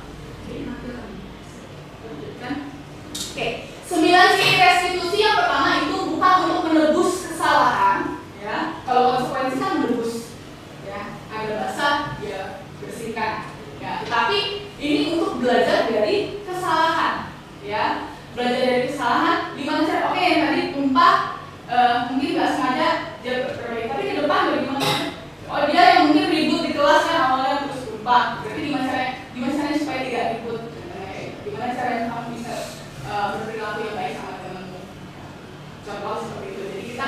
ngajarin dia untuk bisa mereka memutuskan sendiri apa yang harus dilakukan. Terus yang kedua, memperbaiki hubungan. Jadi jangan sampai kita malah menyudutkan anak ketika kita melakukan restitusi, tetapi kita bilang kepada mereka, setiap orang itu pasti melakukan kesalahan. Ibu juga pernah melakukan kesalahan. Ibu juga pernah kok tidak sengaja melakukan hal yang demikian. Ibu tahu kamu melakukan itu karena kamu pengen seneng kan, pengen merasa dekat kan sama dia, tapi kamu bingung-bingung nggak sengaja gitu sama kamunya ya. Jadi kita balik lagi ke alasan kenapa dia berbuat itu, tapi kita menyampaikan itu supaya dia bisa stabil dulu, tenang seperti itu. Terus kemudian restitusi ini untuk tawaran ya, bukan paksaan. Jadi kita memberikan suatu tawaran solusi, tetapi berangkat dari dirinya dulu. Lalu kemudian kita sedikit menyisipkan kalau kayak gini gimana? Kalau kayak gini gimana? Bisa nggak kamu lakukan? Bisa Bu? Oh iya Bu, nanti seperti ini saja. Nanti ada videonya loh ya. Terus yang keempat, restitusi menuntut untuk melihat ke dalam diri, mencari kebutuhan dasar yang mendasari tindakan. Restitusi itu adalah cara yang paling baik, ya. Fokus pada karakter, bukan tindakan. Fokus pada solusi, bukan pada siapa yang salah, ya. Tetapi mengembalikan murid juga yang berbuat salah pada kelompoknya. Itu tujuan dari restitusi dan ciri-ciri restitusi. Izin, selanjutnya kita akan bahas tentang keyakinan kelas. Oke, apa bedanya keyakinan kelas sama peraturan, Bapak Ibu ya? Contoh di sini, mengapa tidak peraturan aja? Mengapa harus keyakinan kelas? Apa bedanya sih? Ya, ini ada pertanyaan di sini. Mengapa kita memiliki peraturan harus menggunakan helm bila mengendarai roda 2? Nah, kira-kira kenapa? Alasannya apa? Karena takut untuk ditilang? Selamat. Oke, karena itu keselamatan kembali ke ya. Jadi untuk diri sendiri dan juga orang lain supaya sama-sama selamat, ya. Jadi di sini artinya itu bukan hanya sekedar peraturan, tapi dia tahu, ya, keyakinannya dirinya itu apa, yaitu menjaga keselamatan. Ya. Oke, yang kedua ya saudara sampai. Mengapa kita memiliki peraturan 3M menggunakan masker, mencuci tangan dan menjaga jarak 1,5 meter pada saat COVID ini ya, Bapak Ibu ya? Apakah ini suatu peraturan saja atau ini adalah keyakinan? Ini bisa dikatakan peraturan ya jika kita melihatnya dari sudut pandang saya takut kalau misalnya nggak pakai masker nanti ditegur, saya takut kalau misalnya saya nggak pakai masker nanti dijauhin, nah, kayak gitu ya. Tetapi kalau kita berkeyakinan pada keyakinan kelas atau keyakinan diri ya terlebih dahulu, itu adalah oh saya menggunakan masker karena saya takut supaya orang lain juga sehat, saya sehat. Nah gitu. Nah itu adalah tumbuhnya keyakinan, tumbuhnya nilai-nilai kebajikan nanti. Nah, nanti Bapak Ibu ya. Jadi bisa dikatakan peraturan tergantung dari sudut pandangnya ya, atau bisa dikatakan dari sudut pandang yang tadi saya ceritakan. Selanjutnya ada yang ketiga, mengapa kita memiliki peraturan harus datang tepat waktu pada saat mengikuti pelatihan atau saat kita ini deh ke sekolah gitu ya? Apakah takut merah nanti merah hijau muda ya? Atau mungkin karena takut ditegur kepala sekolah, pimpinan kita ya? Atau memang karena kita mau memang diri kita menjadi diri yang bertanggung jawab ya akan apa yang sudah menjadi panggilan kita ataupun juga tugas kita di sekolah ini. Nah seperti itu. Jadi perbedaan itu terlihat dari motivasi intrinsik atau ekstrinsik. Ya, kalau kita melihat keyakinan kelas itu berarti dari motivasi intrinsik, ada sesuatu yang akan saya ubah dalam diri saya yang juga ternyata berdampak baik bagi. Oke, jadi Bapak Ibu, peraturan kelas itu biasanya ada di setiap kelas kita. Ya, di setiap kelas kita pasti ada kesepakatan kelas ya Bapak Ibu ya. Tetapi apakah kesepakatan kelas itu sudah menjadi keyakinan kelas? Coba kita lihat lagi Bapak Ibu. Gimana caranya merubah menjadi suatu keyakinan? Ubah aja kesepakatan itu menjadi suatu keyakinan dengan kalimat yang tadinya negatif, misalnya dilarang menggunakan HP menjadi suatu yang kalimat positif. Kalau misalnya dilarang menggunakan HP saat pembelajaran, kira-kira keyakinan kelasnya harusnya bagaimana? Dari kalimat negatif menjadi kalimat bahasa Indonesia. Dari kalimat negatif ke kalimat yang positif nih, oh iya. Kalau misalnya kesepakatannya itu dilarang menggunakan HP saat guru lagi menjelaskan, kira-kira keyakinannya apa? menjadi sesuatu yang peraturan ya, sesuatu yang negatif gitu ya, tapi harus positif ya, disiplin positif, berpikir positif. Kira-kira apa Bapak Ibu? Bu Silvi mungkin ingin menyampaikan? Ini boleh. Oh boleh. Saya coba Bu ya, jika pengganti dari kalimat dilarang bisa saja dengan menggunakan kalimat jika kalian menggunakan handphone atau jika pembelajaran menggunakan handphone, pembelajaran akan terganggu dan berakibat pada atau memancing kemarahan. Oke, oke, kita apresiasi Bapak Ibu. Terima kasih ya Bapak Ibu ya. Oke, ada yang memberikan kalimat yang berbeda, cara mengubahnya menjadi suatu keyakinan yang tidak ada mungkin tadi menyakiti, yang tidak ada lagi berdampak lebih halus ya. Kalau saya buat seperti ini bisa nggak Bapak Ibu?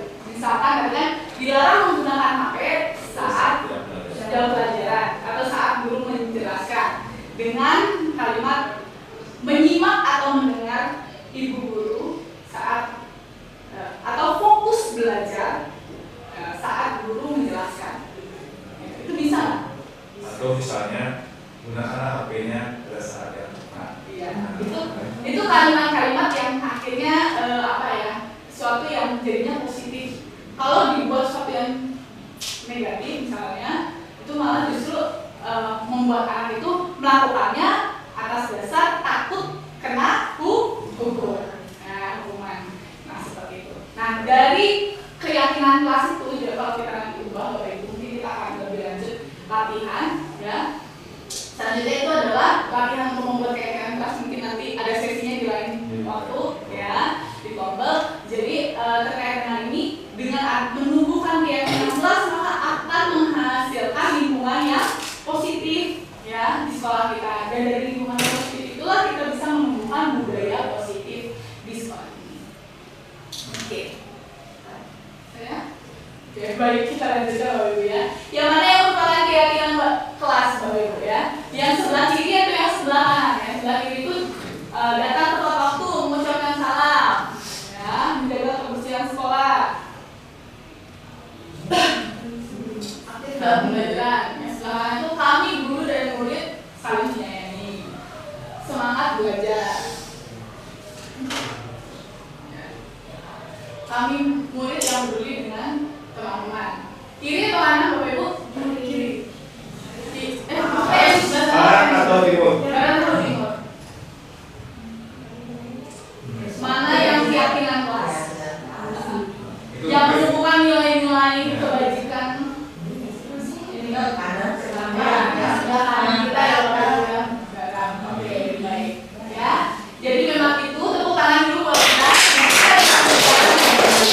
Jadi Bapak Ibu bisa mengubah kesepakatan kelas menjadi suatu keyakinan kelas, sehingga anak-anak tuh nggak kaku juga ya. Kadang ketika saya kemarin melakukan latihan, bukan latihan sih ya, tetapi melakukan restitusi kepada anak ya, anak-anak tuh kadang bingung, Bu apa sih Bu keyakinan? Terus saya jelasin bahwa keyakinan itu adalah sebenarnya adalah nilai-nilai yang tumbuh dari diri kamu sendiri, yang kamu percayai gitu ya, terhadap dirimu sendiri, maksudnya terhadap lingkungan itu sendiri ya. Apakah kamu menjadi orang yang jujur, anak yang saling menghormati dan lain sebagainya. Oke, kita lanjutkan.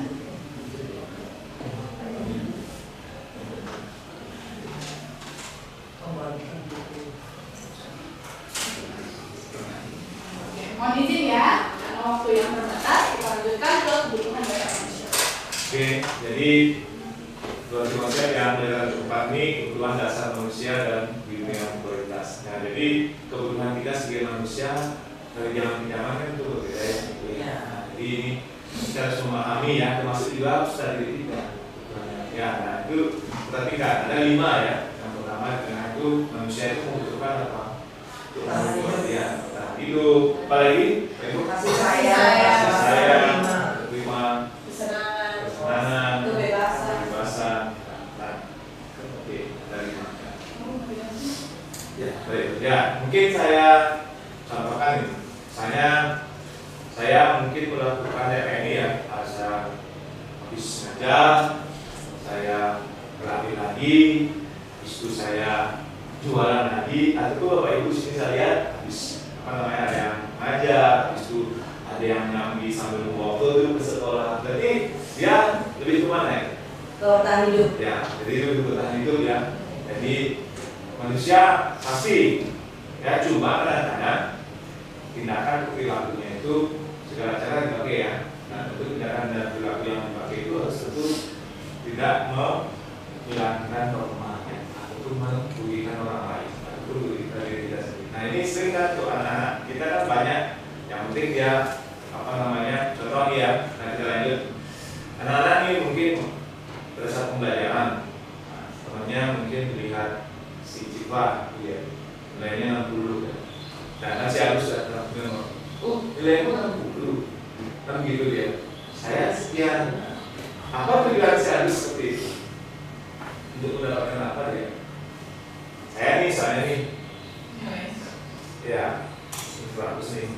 Nah, misalnya Pak Adi ya, nilaimu cuma segitu. Nah, Pak Adi jadi, saya jual siapa? Yang mana saya Kesenangan. apakah senang atau saya merasa gimana? Berkuasa. Ya, saya merasakan lebih berkuasa menguasai aku sendiri. Ya, nah misalnya terus sekarang nih, Bapak Ibu nih, apa namanya? Ayo kita harus kerja nih. Terboleh. Kesenangan. Nah, senang. Saya sering. Ya. Atau misalnya gini Bapak Ibu, mohon izin Bapak. Bisa. Misalkan kalau kasih sayang dan rasa diterima nih, contohnya gini, ketika ada siswa yang mungkin dia bertahan hidup dulu ya, bertahan hidup ketika siswa ini melakukan ngambil makanan temennya, contohnya dengan cara paksa.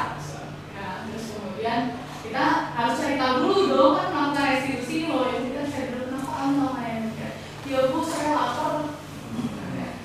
Berarti kan dia tujuannya untuk bertahan hidup. Oh ternyata kamu lapar ya. Kenapa kamu nggak dikasih uang jajan sama orang tua? Kita tanya dulu ya. Kalau dia alasannya juga, iya Bu, orang tua saya sibuk gini. Oh berarti dia perlu apa Bu? Oh orang tua saya sibuk nggak sempat masak dan lain sebagainya. Iya. Ternyata oh dia udah nggak dikasih jajan, uang jajan maksudnya. Ya begitu orang tuanya nggak sempat masak, berarti nggak ada perhatian, kasihan. Jadi dari situ tuh kita cari tahu. Setelah kita cari tahu, kita harus cari solusi Bapak Ibu ya. Jangan cuma sekedar simpati ya, tapi berempati ya Bapak Ibu ya. Terus kemudian tadi penguasaan sudah dikasih contoh sama Pak ya seperti ya, sama kesenangan dari B. Kalau kebebasan itu contohnya ada anak murid saya ya, dia itu gini apa sih, main handphone kemarin. Nah, saat kami lagi diskusi di kelas. Nah, terus kemudian saya panggil, tapi berdua maksudnya saya panggil tidak langsung di depan kelas, tapi mencari waktu yang tepat.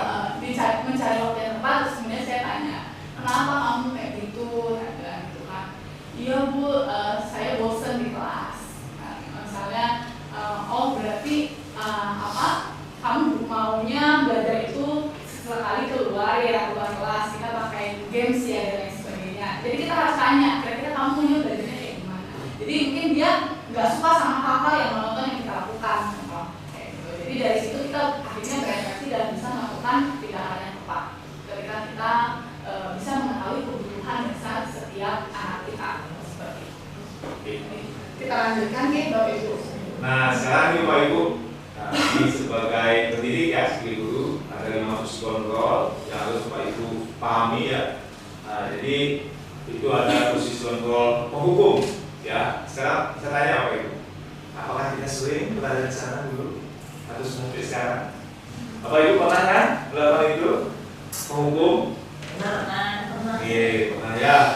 Nah, jadi itu bagaimana Bapak Ibu? Apakah anak kita itu ada bekas yang tidak bagus? Kita pun sebenarnya juga membuang energi kita kan, membuat hati kita tidak nyaman, termasuk juga si anak kan? Ya si anak. Nah, kemarin mungkin kita temukan itu di mana namanya, di lapangan ya Bu ya, bagaimana ya? Ada yang cerita saya, Papa anak kita tuh pakai anting. Akhirnya saya peluk dia, saya ngomong,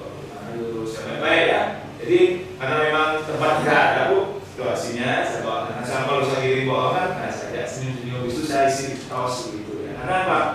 Saya ini merubah situasi mungkin dia merasa bersalah tadi Bu ya, supaya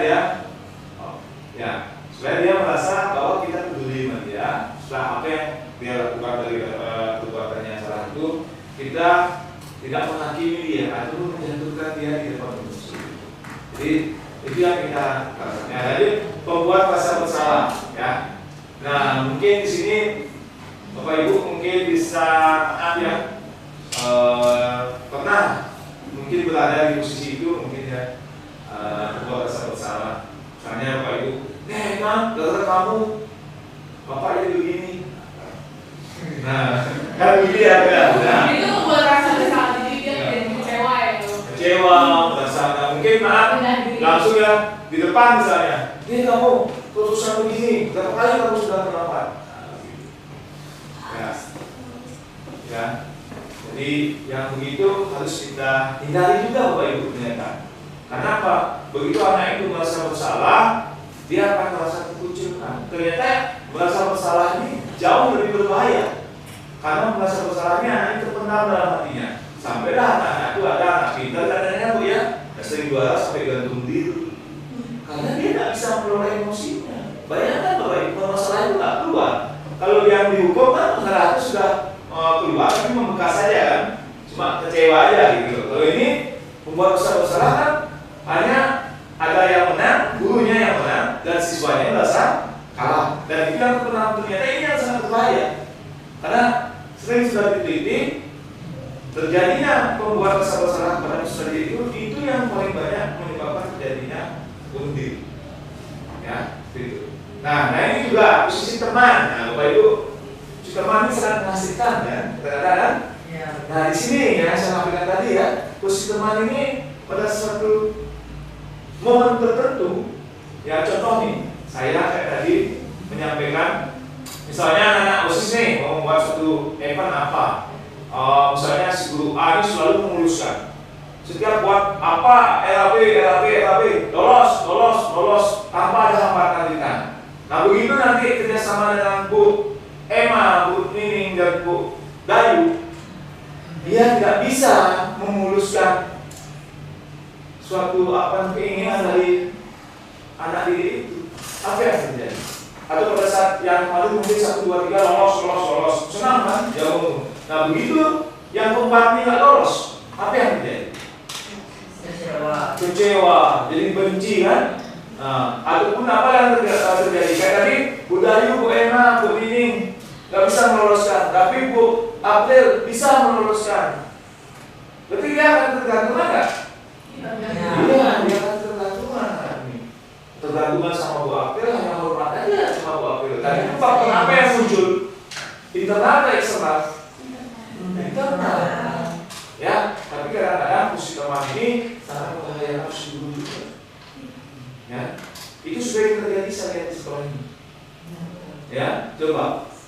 Ya, utamanya anak-anak yang mungkin sudah merasa difasilitasi oleh Bapak Ibu guru yang merasa dia setiap apanya selesai. Ini, diagung-agungkan. Karena posisi kita ini kan sama-sama guru ya, sama pendidik ya. Jadi gimana caranya siswa itu memang faktor intrinsiknya untuk saling menghormati, saling menghargai, disiplin, ya itu yang harus dimiliki oleh mereka dan harus sama dilaksanakan, dilakukan untuk Bapak Ibu yang lain juga, ya. Nah pemantau, nah ini fungsi pemantau ini agak seru ya, ya. Nah, ya jadi pemantau ini ya, jadi kita lebih ke apa namanya Bu pemantau? Pemantau ini lebih kita mengawasi kan konsekuensi itu tadi ya, contoh misalnya ketika anak itu terlambat, terus habis itu gurunya bilang, kamu tahu kan kalau terlambat hukumannya apa, konsekuensinya apa kayak gitu kan? Ya Bu nanti tugasnya saya harus tinggal di kelas, saya harus mengerjakan tugas seperti itu supaya bisa mengikuti pembelajaran Ibu. Misalnya saya kan sudah masuk pembelajaran, dia terlambat nih, kan? Gara-gara terlambat itu konsekuensinya dia harus mengikuti belajar lagi, tapi tidak istirahat. Nah, karena kita sebagai pemantau ya kita harus mengawasi dia dong, dia melakukan itu atau tidak kayak gitu kan? Ya, jadi ibaratnya kayak harus impas. Nah, seperti itu dan kita harus membimbing dia, memantau sih, apakah dia melakukan konsekuensi tersebut.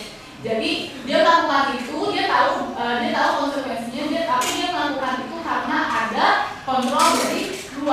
ya, dan itu adalah dari pantau, jadi menggerakkan transaksi untuk bunga. Oke, selanjutnya, Bapak Ibu, silakan Bapak Ibu, saya juga salah. Silakan Ibu mungkin sampai ini. Suasananya relax, santai tapi serius ya. Nah ini yang Bapak Ibu, manajer ini yang diharapkan posisinya Bapak Ibu ya. Sebagai guru, sebagai pegawai juga.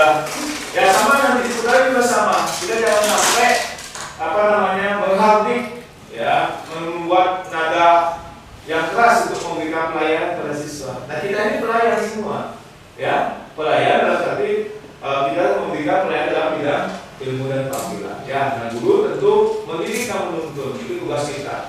Ya, jadi posisi manajernya yang kita diharapkan. Jadi posisi manajer ini yaitu gimana cara kita dengan menerapkan 3 institusi itu. Yang pertama ya, jadi kita harus menstabilkan identitas dulu, Pak Ibu. Yang menurut saya menstabilkan identitas. Yang kedua ada memvalidasi tindakan yang salah. Nah ini harus dilakukan posisi manajer itu, Pak Ibu ya. Ya, dan menanyakan keyakinan kelas seperti itu. Nah, misalnya pada saat memvalidasi kebutuhan itu, menstabilkan identitas itu, nah setiap orang pasti pernah melakukan kesalahan. Sama kita juga sampaikan bahwa Bapak sebagai guru juga pernah melakukan kesalahan. Ya, tapi kamu bukan satu-satunya yang pernah melakukan itu. Sama juga ya, artinya kita membuat suasana itu menjadi sama, netral, nyaman. Anak ini tidak merasa ketakutan gitu loh di awal. Ya seperti seperti konsep anak kita sekarang ini, bahwa ruang BK itu bukan ruang yang menakutkan, tapi ruang yang mengasihkan. Apalagi bapak ibu-ibunya ya, bapak nggak ada ya, ibu-ibu semua ya. Kadang-kadang anak-anak, Pak kenapa itu baris? Saya mau BK Pak menurut kasih. Nah itu yang diharapkan ya, suasana itu menjadi nyaman, tenang seperti itu. Ya, bukan hanya di kelas saja, tapi di lingkungan sekolah, juga di lingkungan keluarganya ya, orang tuanya. Ya, dan kedua baru kita melakukan memvalidasi kegiatan yang salah. Hanya menanyakan ya, apa alasannya sehingga dia berbuat seperti itu. Buat anak itu menjadi terbuka dengan kita. Ya, apa yang menjadi kebutuhannya ya, sehingga dia melakukan tindakan seperti itu. Contoh misalnya kayak tadi kan mengambil makanan temannya dengan paksa, kan begitu. Nah, kita harus tahu. Oh ternyata setelah kita dari tahu, Pak saya pingin aja Pak, karena dia cantik, mungkin gitu ya, sengaja dia cari perhatian kan, biar dia lebih dekat. Nah sama kayak kejadian kemarin ya, tuanya Bu Dimas nih ya, ternyata dia dekat tuh ya. Ini kejadian, kebetulan anak ini ketua kelas. Ternyata bapaknya teman baik saya, kakaknya juga alumni sini. Tapi caranya cowok ini gak bagus. Dia ngomongnya ketua kelas sasren, cicing gitu ya. Jadi ternyata si anak ini ketua kelasnya anaknya kerasa, takut. Nah misal dia pulang sekolah dari jam 3, jam 4 tuh sampai jam 6, ditahuilah sama kakaknya.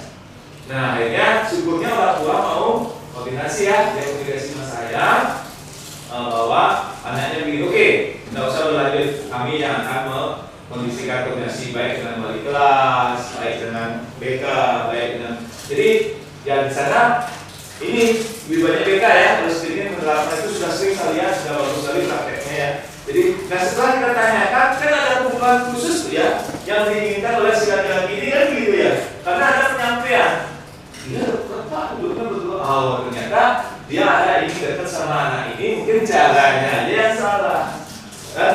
Jadi dia melakukan semua cara sehingga kebutuhan ini dia bisa terpenuhi. Nah itu yang dia tidak paham. Gitu, oke. Nah jadi baru menanyakan keyakinan kelas. Ya, keyakinan kelas seperti apa yang sudah disepakati dan yang belum dijalani oleh anak ini mungkin. Ya, langsung kita ya, kita punya contoh juga dari kasusnya anak ini yang Bu Dimas. Saya juga pilihnya Butut ya, silakan Butut. Nah, ya silakan. Langsung ke dia. Boleh. Ya, ke dia. Ya, nah ini saya tidak ahli di sini. Ceritanya anak didik saya pasti seperti ini Bu. Kalau saya olahraga di dalam basket, kelasnya kan jauh nih, dia maksud berlari. Ini nyata nih. Ya, berlari. Nah, pada saat dia langsung, saya di sini sudah sangat menghargai. Dia datang ya, mau hadir, daripada dia sembunyi di kantin. Makanya, oh ini. Jadi dia sudah mau menghadap, dia langsung silakan. Ya, silakan. Saya tidak mengambil haknya untuk dia tidak belajar. Ikuti dia pemanasan langsung. Karena kebetulan dia telatnya baru 5 menit ya. Nah, jadi temannya baru sudah mulai dan kebetulan pada saat pembelajaran ini, nah ini sedikit apa namanya?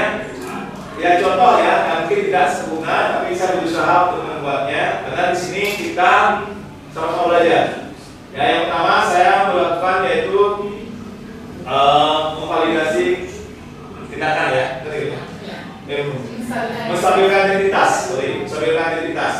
Jadi kebetulan anak didik ini yang saya minggu lalu dia telat, ya, dan telatnya tidak lama sih. Tapi yang jelas murid kita kalau sudah mau apa namanya fair play, sopan, mengakui, nah itu yang kita harapkan ya, membangun itu, membuat suasana nyaman. Nah ini saya lakukan setelah pembelajaran selesai Bapak Ibu. Saya mengambil waktu istirahatnya sedikit sekali. Saya tanyakan juga artinya kondisinya gimana, dan dia apa menikmati proses ini, ya, jadi menikmati dan tidak merasa terbebani, ketakutan, ya, jadi dia nyaman komunikasi, ya, jadi kebetulan anak ini sedikit apa namanya, betul ya, itu dia ngomong ya, jadi sebenarnya apa tidak tenang dia ngomongnya, tapi memang seperti itu ya. Ini saya tidak memilih apa namanya pembahasannya khusus itu bukan, memang kebetulan minggu lalu dia telat gitu, ya.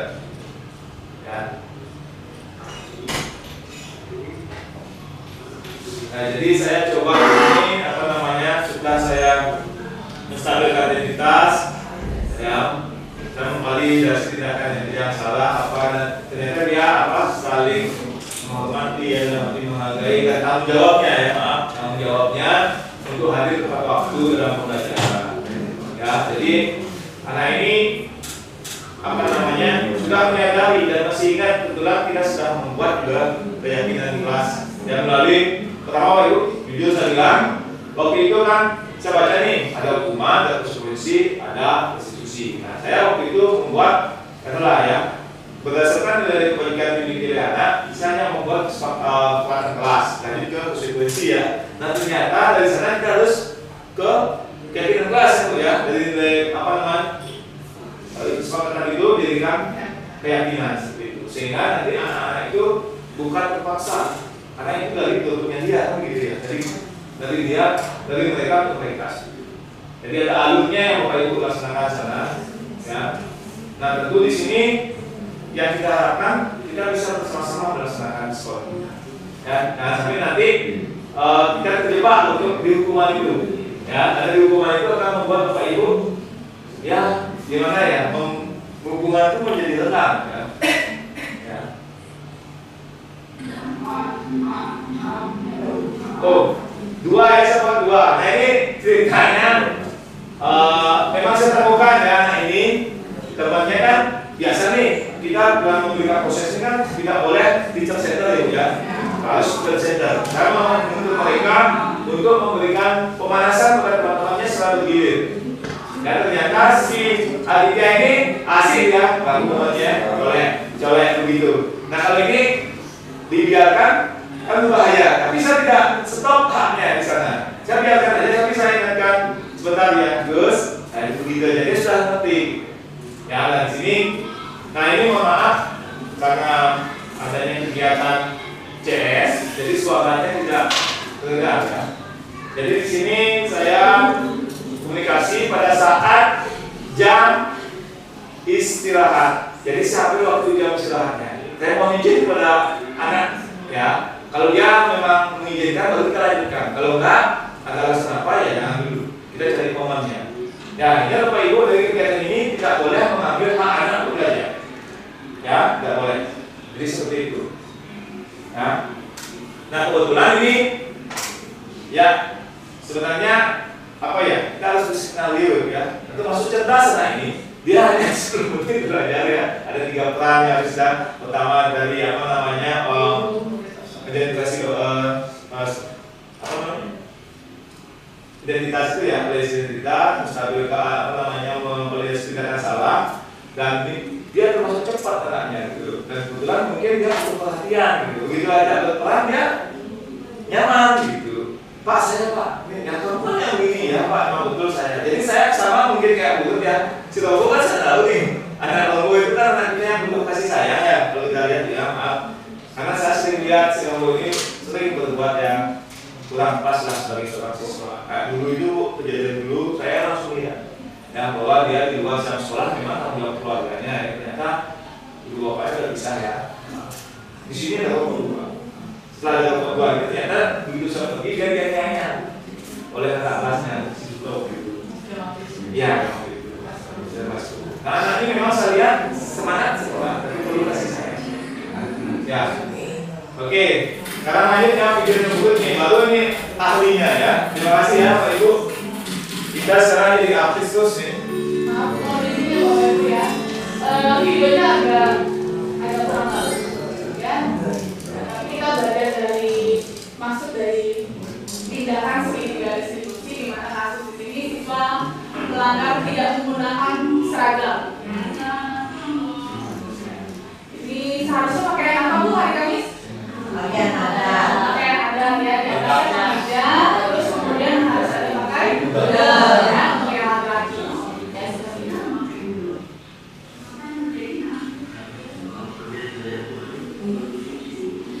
Nah, jadi alasannya bajunya dicuci Bu, bodohnya lupa dibawa.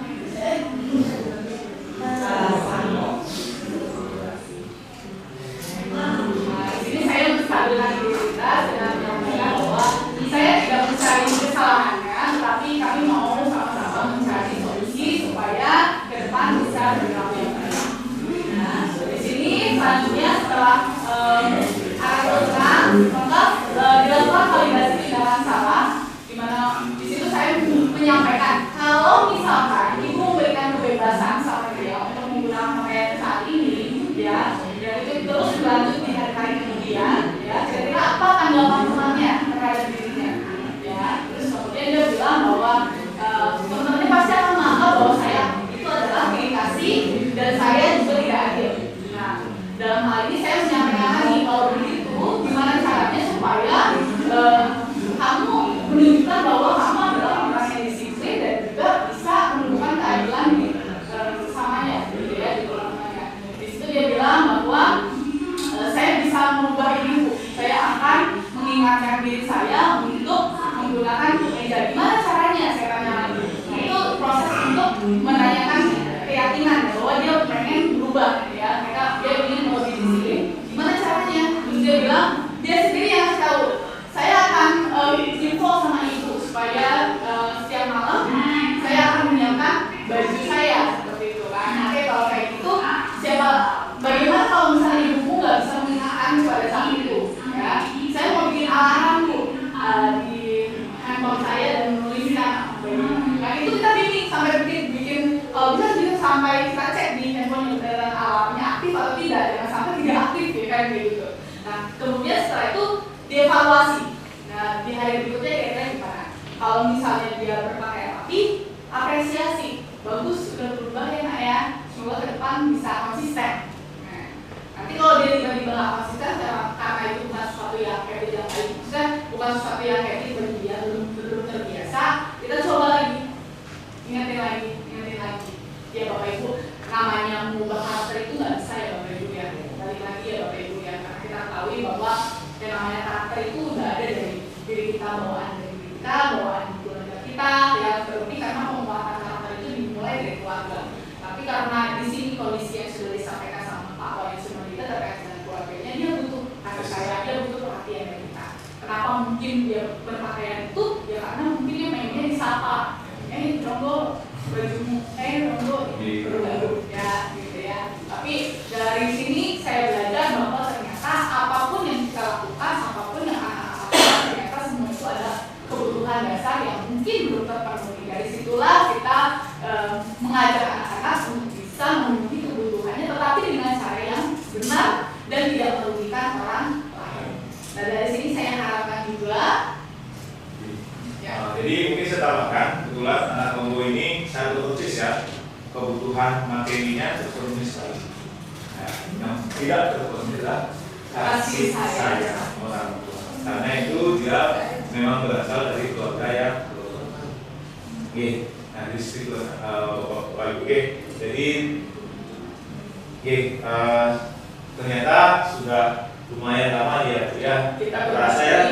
Mungkin kita mau berefleksi dulu ya. Jadi Bapak Ibu, kita mohon untuk berbagi terkait dengan hal baru apa sih yang Bapak Ibu dapatkan yang mengubah paradigma Bapak Ibu sekalian di sini.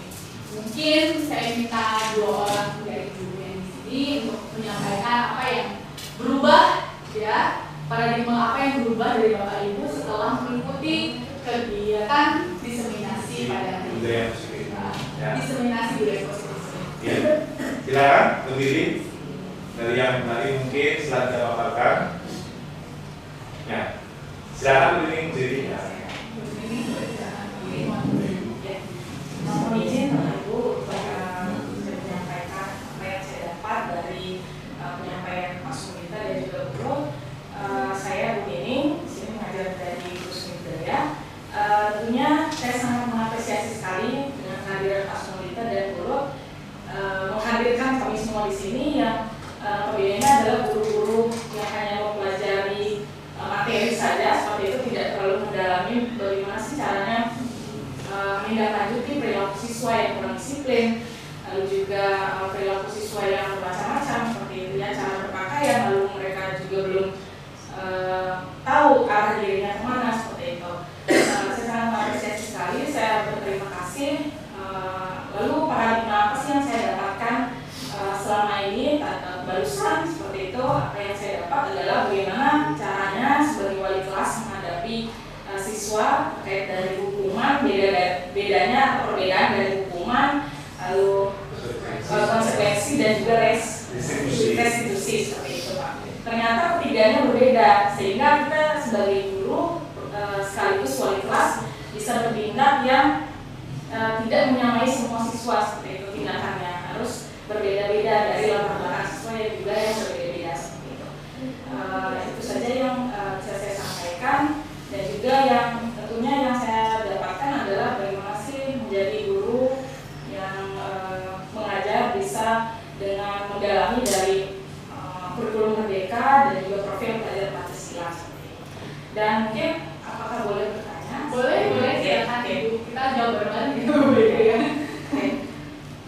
Setelah menyimak tadi penyampaian Bapak dan Guru dalam ciptaan karakter yang kuat dalam membangun sikap siswa dari prinsip peserta didik seperti itu dalam sikap disiplin tentunya khususnya apakah hal ini dapat dicapai dengan adanya kegiatan pembiasaan seperti itu. Oke. Kegiatan pembiasaan yang kita lakukan di sekolah misalnya sembahyang di awal seperti itu, lalu biasa menyapa guru dan selamat teman, selamat pagi, itu dan itu apakah bagaimana sih caranya kita tetap mempertahankan kebiasaan siswa itu supaya memang dari dalam dirinya gitu, bukan karena hanya di lingkungan sekolah atau pemaksaan atau sebuah keharusan yang mereka lakukan di lingkungan sekolah, sehingga bagaimana sih melakukan pembiasaan siswa supaya tidak hanya di lingkungan sekolah tetapi juga tetap dilakukan di luar lingkungan sekolah. Baik. Oke, itu saja. Terima kasih. Tepuk tangan dulu.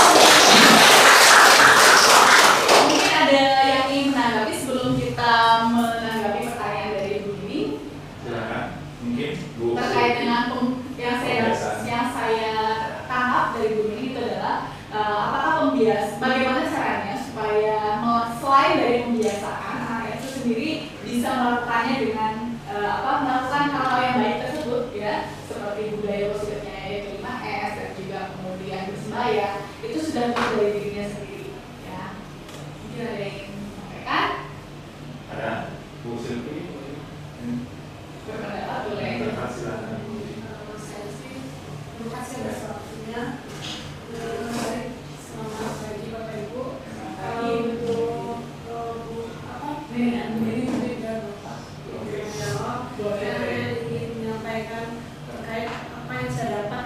iya Bu, terkait kegiatan yang dilakukan ataupun seperti itu. Jadi dari penyampaian Bapak seperti itu dan Bu tadi, dari sana saya bisa mengetahui bagaimana cara kita menangani kedisiplinan anak-anak.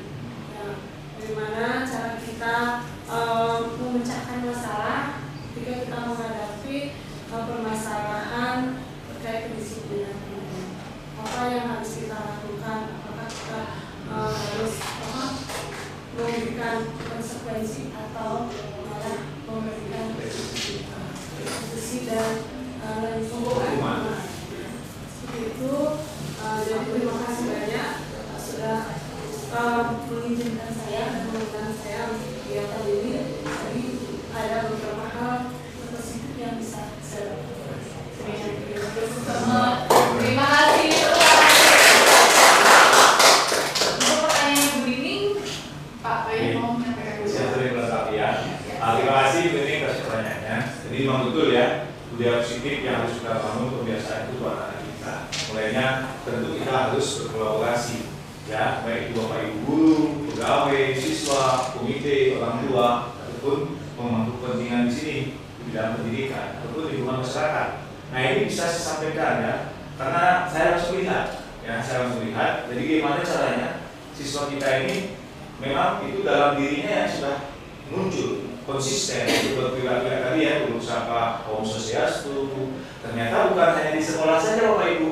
Mari kita langsung praktekkan kan, lihat nyata pada saat kegiatan Rombo di lapangan renang, di mana banyak siswa yang nggak peduli dengan kehadiran Pak Sekdis, nggak peduli dengan kehadiran atasan dari dinas, tapi Bapak Ibu guru, baik siswa bertanya kan pada saya, siapa itu Pak? Oh itu Pak Sekdis. Bapak Ibu guru nuwun. Itulah etika kita. Kita sudah memberikan contoh tauladan kepada anak kita, otomatis dia bertanya juga anak OSIS, Bapak sila Rika, nah Rika namanya Pak Sekdis. Nah dia salin, nah habis salin foto bersama. Bapak Ibu tahu nggak? Ternyata foto salin anak kita, ya di sana ada kelas-kelas 57, ada Bapak Kasih, ada Pak Sekdis, itu dipublis di akun IG di Sekolah Musik Bali. Ya, menanam dulu Pak Ibu ya. Dan kita sudah berhasil kan menanamkan. Nah, kalau punya musik apa lagi? Yang mungkin kayak tadi, ya kita sama-sama nggak boleh hanya guru saja minat dan dirinya. Misalnya dia berpakaian yang kurang pas, ya kita peduli semua. Misalnya pada saat cinta nanti di kelas melihat anak didik yang kurang pas mungkin dalam berpikir laku, terapkan ya yang tadi yang disampaikan. Ya, peduli sama mereka. Karena apa? Ada kuncinya kebutuhannya, mungkin ada alasan yang ingin dipenuhi. Seperti itu. Ya. Nah, contoh kedua di sekolah. Ya, anak-anak kelas 10 yang saya lihat yang kebun, ya selalu begini. Nah ini budaya. Nah, apakah ada yang belum? Ada juga beberapa yang belum. Nih, ada juga beberapa yang belum Bapak Ibu. Ya gimana cara kita? Ya kita harus berkolaborasi. Ya bekerja sama. Ya, posisi kita sama, yaitu sebagai pendidik dan menuntun anak kita. Ya, tidak boleh sendiri. Kalau kita sudah bersama-sama, kita akan kuat. Kita akan tidak ada celah untuk peserta didik itu untuk mencari celah pelindungan si A, si B gitu. Tapi ternyata guru kita di Semanelani komitmen berarti bersama-sama memberikan pelayanan dan kita mendidik mengarahkan kita. Ya, untuk menjadi lebih baik kalau kita melakukan mungkin kesalahan baik disengaja atau tidak disengaja gitu ya. Intinya adalah kerjasama dan kolaborasi. Ya, dan kita harus memberikan pendidikan pembelajaran yang berpihak pada murid. Ya. Jadi saya berharap muncul ide-ide apa namanya Bu, budaya-budaya positif lagi dari Bapak Ibu kita laksanakan sama-sama. Oke, seperti tadi kan memulai dengan Om Swastiastu ataupun nanti maaf kita tambah ikut ya dengan BK di depan, datang anak kita Om Swastiastu kita akhir.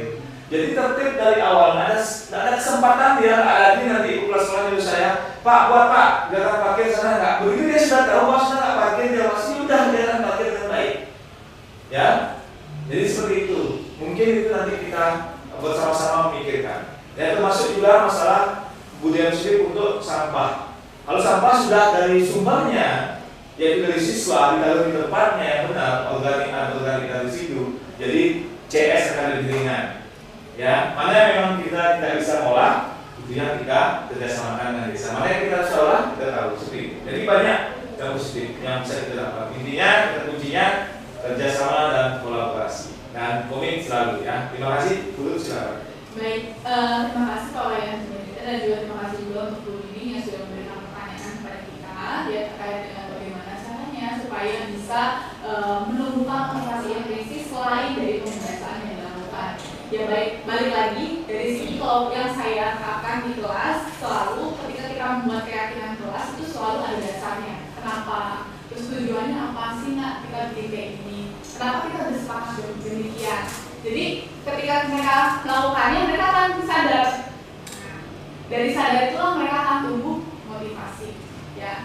Bahkan ketika kita melakukan sembahyang kita appreciate ya. Sekalipun misalnya pada saat itu mungkin karena ada kegiatan apa mereka sudah sembahyang duluan gitu ya. Saya masih ada kegiatan gitu ya.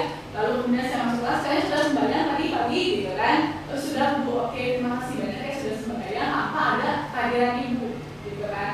Kita appreciate kan. Terus kemudian kira-kira kenapa kita harus berdoa? Izinkan Ibu berdoa ya sebentar.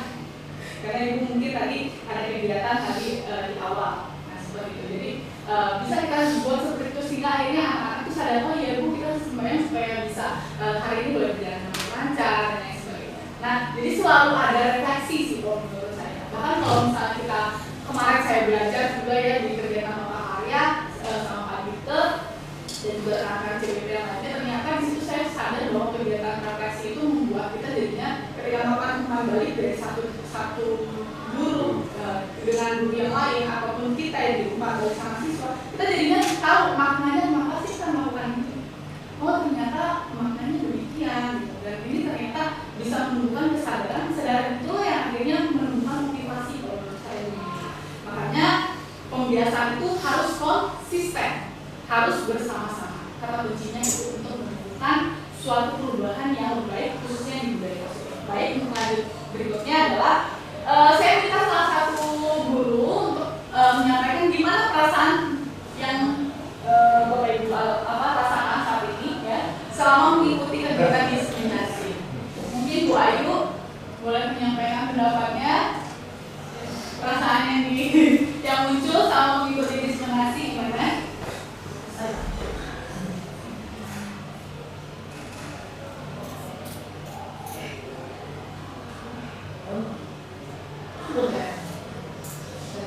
Atau mungkin guru yang lain boleh silakan.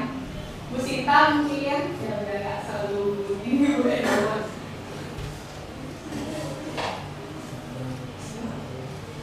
Bagaimana perasaannya mengikuti untuk saya pribadi senang karena menambah banyak wawasan setelah mengikuti diseminasi ini. Jadinya lebih banyak belajar lah dari yang kalau kata Bu tadi, kalau kita kan terus belajar materi aja, kalau sih kayak wawasan yang harus dipraktikkan.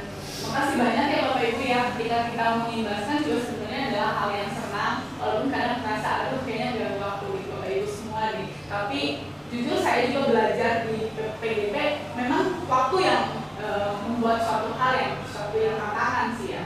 Tetapi dari proses itu ternyata saya dapat banyak hal gitu dan berubah gitu ya, berubah mindset banget.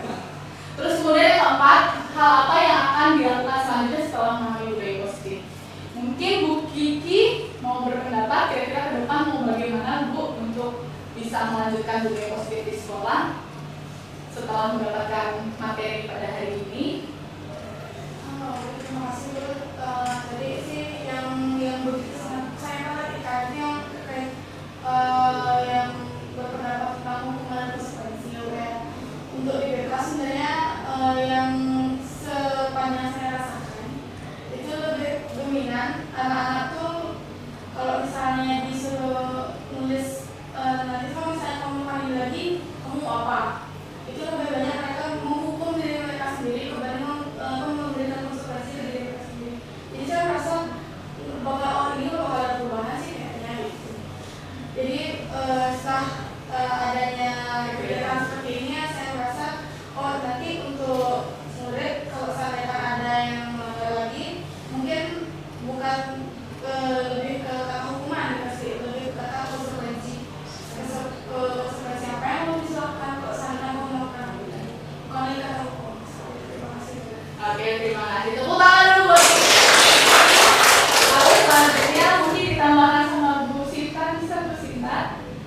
hal apa yang akan dilakukan selanjutnya setelah memahami budaya positif hari ini? Kira-kira ke depan, nah apalagi tadi ada kasus yang terjadi di kelas ibu ya, kira-kira ke depan terkait dengan memahami budaya positif apa yang akan dilakukan? Baik, terima kasih terkait penambahan budaya positif. Kebetulan yang saya dapatkan ini yang pertama yaitu perbedaan antara kesepakatan kelas dan keyakinan kelas. Setelah itu tadi yang sudah disampaikan oleh Kiki benar itu tentang hukuman dan konsekuensi. Nah terkait kasus yang 2 minggu yang lalu itu di situ saya ambil pelajaran yang pertama bagaimana saya bisa menyelesaikan masalah itu tanpa adanya menyalahkan kedua belah pihak. Jadi harus bisa mengambil jalan tengah. Setelah itu yang dibutuhkan anak ini apa, si A atau enggak si B ini apa. Setelah itu baru kita selesaikan secara bersama-sama. Tetap juga harus ada sesuatu. Iya, oke, baik. Terima kasih untuk Bu Sina atau Pak. Jadi Bapak Ibu dalam hal ini saya simpulkan ya bahwa apa yang kita pelajari pada hari ini adalah bagaimana cara membangun budaya positif dengan mengetahui kebutuhan dasar dari setiap siswa dan menumbuhkan motivasi intrinsik untuk bisa menciptakan budaya yang positif. Terlebih lagi kita sebagai guru harus bisa menentukan posisi kontrol yang tepat ya saat menangani perilaku siswa yang mungkin menyimpang dari keyakinan supaya tumbuh yang namanya profil pelajar Pancasila yang ada tersebut ya Bapak Ibu ya. Jadi kita berharap kita bisa sama-sama kolaborasi ke depan, kita sama-sama saling menguatkan, tidak menyalahkan, tetapi kita bisa sama-sama juga ke depan mencapai visi sekolah kita yaitu mewujudkan insan yang cerdas dan berkarakter. Demikian untuk kegiatan kita pada hari ini terkait dengan diseminasi budaya positif. Mohon maaf apa yang seperti itu tadi ada kegiatan yang tidak bisa ditinggalkan. Jadi saya akhiri untuk pertemuan kita pada hari ini. Terima kasih banyak Bapak Ibu. Mohon maaf apabila ada salah kata ataupun perbuatan ya. Dan saya juga mohon maaf, saya juga mewakili Pak Wayan seperti itu. Mohon maaf apabila ada hal-hal yang kurang berkenan dari kami. Semoga kegiatan ini bermanfaat dan kita bisa sama-sama melakukan aksi nyata budaya positif di lingkungan sekolah kita. Terima kasih. Kita akan berdoa. Terakhir, mohon Bapak Ibu untuk berdiri.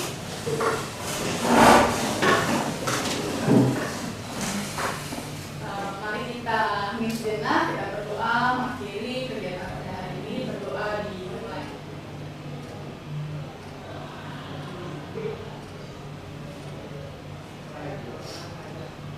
Berdoa dapat diakhiri. Baik Bapak Ibu, kita bersama